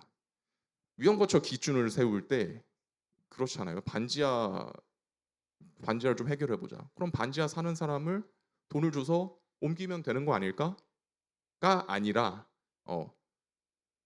공간을 바꿔보자. 공간을 바꿔볼까라고 생각해서 추진한 게 위험거처 사업이었고요. 성공버스도 마찬가지입니다. 다른 자치구 같은 경우에 교통 지원금을 주는 경우가 많습니다. 근데 그게 아니라 교통 인프라를 깔아보자라고 저희가 생각해서 추진한 거였고요. 두 번째 방법은 좋은 경험을 축적해서 습관을 만들자라는 거였습니다. 이건 좀 성공버스 얘기인데요. 예를 들어보면 이제 제가 지하철역에서 집까지 차로 15분 거리입니다. 근데 만약에 저희가 하는 성공버스가 서비스도 안 좋고 뭐 친절도도 안 좋고 교통도 불편했다면 당연히 저는 차를 끌고 다녔겠죠. 그래서 저희는 그것까지 고려해서 성공버스 이제 운전하시는 분들도 계속 교육을 하고 청결을 유지하게 해서 결국에 이 좋은 경험이 축적되면은 나중에는 자가용 생각을 하고 성공버스 타야지 라는 생각을 하게끔 만드는 게 저희 목표였습니다. 마지막으로는 이해 당사자를 모아보자 였습니다. 이거 아까 위험거처 사업 같은 경우에 물론 저희가 성동구 내에서 TF도 유지를 했지만 뭐 다른 민간 단체도 있었고요. 그리고 건축사 협회에 도움이 없었다면 이 아까 뭐 몇천 가구가 있었잖아요. 하기가 상당히 어려웠을 겁니다. 그래서 그런 이해 당사자를 모아보자. 성공버스도 마찬가지입니다. 마을버스 운수조합 반대를 했지만 끝까지 설득을 거듭해서 결국엔 상생을 이뤄냈다. 그래서 이해 당사자를 겁먹지 말고 모아서 얘기를 해보자. 이렇게 세 가지로 해서 새로운 기준을 세우는 방법 이렇게까지 소개를 해드렸습니다. 오늘 돈업경제학 저도 여기 이거 준비하면서 처음 들었었는데요. 좀 이 돈업경제학이 좀 여기 이론에 넘어서 좀 정책 현장에 좀 반영이 돼서 좀 자리 잡았으면 좀 좋겠다는 생각을 밝히면서 이상 발표 마치겠습니다. 감사합니다. 예, 감사합니다. 참 이거 인상적인 사례네요. 예. 그다음에 참 오래 기다리셨는데 그 카톨릭대 행정학과 정종원 선생님께서 또 한 말씀 좀 부탁드리겠습니다. 예, 가톨릭대 정종원입니다. 예, 이 뜻깊은 자리에 초대해 주신 관장님께 감사드리고 특히 돈업경제학이라는 걸 저는 이번 기회에 처음 알았습니다. 이 돈업경제학을 소개해 주신 이경민 박사님께 감사 말씀드립니다. 책을 읽고 그리고 공부를 하면서 느낀 점들이 있는데요. 앞에 말씀해 주신 분들 중복되는 부분들이 꽤 있습니다. 그런 부분들은 중복하지 않고요. 느낀 점을 말씀드리겠습니다. 최근에 가장 큰 담론이 지속가능 발전인데요. 지속가능 발전이 나온 얘기는 지속 가능하지 않을 것 같아서 나온 것 같고요. 돈업경제학이 나온 이유는 돈업경제학의 두 가지 띠가 사회적 기초와 생태적 한계인데요. 사회적 기초가 무너질 것 같고 생태적 한계가 넘어갈 것 같아서 나온 거라고 생각합니다. 그런 위기의 시대에 있는데 그 위기의 시대를 가져온 곳은 풍요였지 않는가 싶습니다. 지금 우리가 살고 있는 시대는 가장 풍요롭고 가장 생산성이 높은 시대인데 우리가 지키고자 하는 것들이 다 무너지고 있는 그런 모습들을 볼 수 있지 않는가 싶습니다. 그런 관점에서 돈업경제학이라든지 아니면 지속가능 발전이 주는 의미는 우리가 우리 것을 과연 어떻게 지켜나가고 우리가 추구하는 것이 무엇인지를 다시 한번 생각해보는 계기라고 생각됩니다. 그런데 다양한 말씀들을 이렇게 주시는 가운데 제가 더 강조드리고 싶은 것들은 오늘 국회의원분들도 나오셨고 시장도 말씀하셨고 또 군의원으로 도전하시는 분의 말씀도 들었습니다. 가장 중요한 게 어떻게 보면은 굉장히 이 돈업경제학의 사회적 기초와 생태적 한계 근저에 해당하는 정치를 얘기하지 않을 수 없을 것 같습니다. 우리가 어떠한 문제를 해결함에 있어서 지역사회의 다양한 문제들 그런 것들을 해결할 때 관에 찾아갑니다. 이런 게 합리적으로 아무리 얘기해도 들어주지 않습니다. 왜냐하면은 가장 중요한 가치자 그리고 자원은 권력이기 때문입니다. 즉 경제학이 다루고 있는 모든 것들은 희소하기 때문에 다루는 거거든요. 희소성의 관점을 봤을 때 가장 희소한 것이 권력이고 그 권력의 희소함을 누리고 있는 사람들이 있고 그 누리고 있는 사람들은 성장을 바라고 있습니다. 그 성장을 바라는 사람들이 과연 그걸 놓을까? 그리고 우리 개개인이 갖고 있는 얄팍함이 있습니다. 여기 개개인에 있는 모든 사람들은 얄팍함이 있고 그 얄팍함 가운데는 성장이 근저에 깊이 박혀 있습니다. 그걸 어떻게 극복할 것인가? 그런 것들이 가장 큰 과제인 것 같고 같이 이 자리에서 그런 것들을 조금 얄팍함을 내려놓고 고민하기 위해서 모인 것이 아닌가 저는 그렇게 생각을 해봤습니다.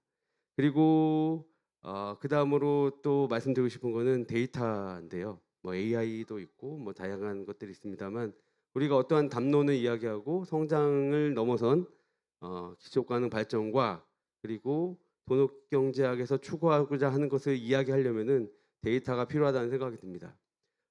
좋은 말씀 많이 하셨으니까 좀 부정적인 말씀 드리면은 이 데이터와 관련해서 우리 공공 분야에서는 기존 30년 이 데이터를 엄청나게 잘 구축했습니다. 구축하고 성과 관리라는 관점에서 지표를 만들고 지표를 관리하고 그걸 통해서 무엇인가 평가하려고 했고 그걸 피드백해서 좀 더 잘 만들려고 했는데 이 과정이 매우 기능주의적입니다. 즉 저는 경영평가를 10년 전에 그만뒀는데요. 그걸 하면서 느꼈습니다. 할 필요가 없는 경영평가를 하고 있구나. 이거 왜 하고 있을까? 결국 마지막은 가장 희소한 자원인 정치에 의해서 모든 등급이 갈려 나가는 걸 봤습니다. 그런 관점을 봤을 때 이 데이터가 기능주의적으로 우리 돈업경제학에서도 어떻게 보면 데이터를 쌓고 그 데이터로 뭔가 많은 것을 이야기하려고 할 때 결국 기능주의적으로 빠지고 기능주의적 성과주의가 여기 또 결부가 돼서 마치 돈업경제학이 뭔가로 인해서 뭔가 성과가 막 나오는 듯한 그런 것들이 나타나지 않았으면 좋겠다. 만약에 이 돈업경제학이 조금 더 성장 중심적의 유리함이 있으면 거기에 자본이 들러붙고 그리고 또 학자들이 성과를 내고 싶은 학자들이 들러붙고 논문이 막 나오고 그러면 그게 또 관으로 들어가지고 그 관에서 또 우리 옛날 BSC 막 퍼졌던 때처럼 막 갖다 붓고 그런 일이 벌어지지 않았으면 좋겠다. 그런 생각을 하면서 마치겠습니다. 예, 고맙습니다.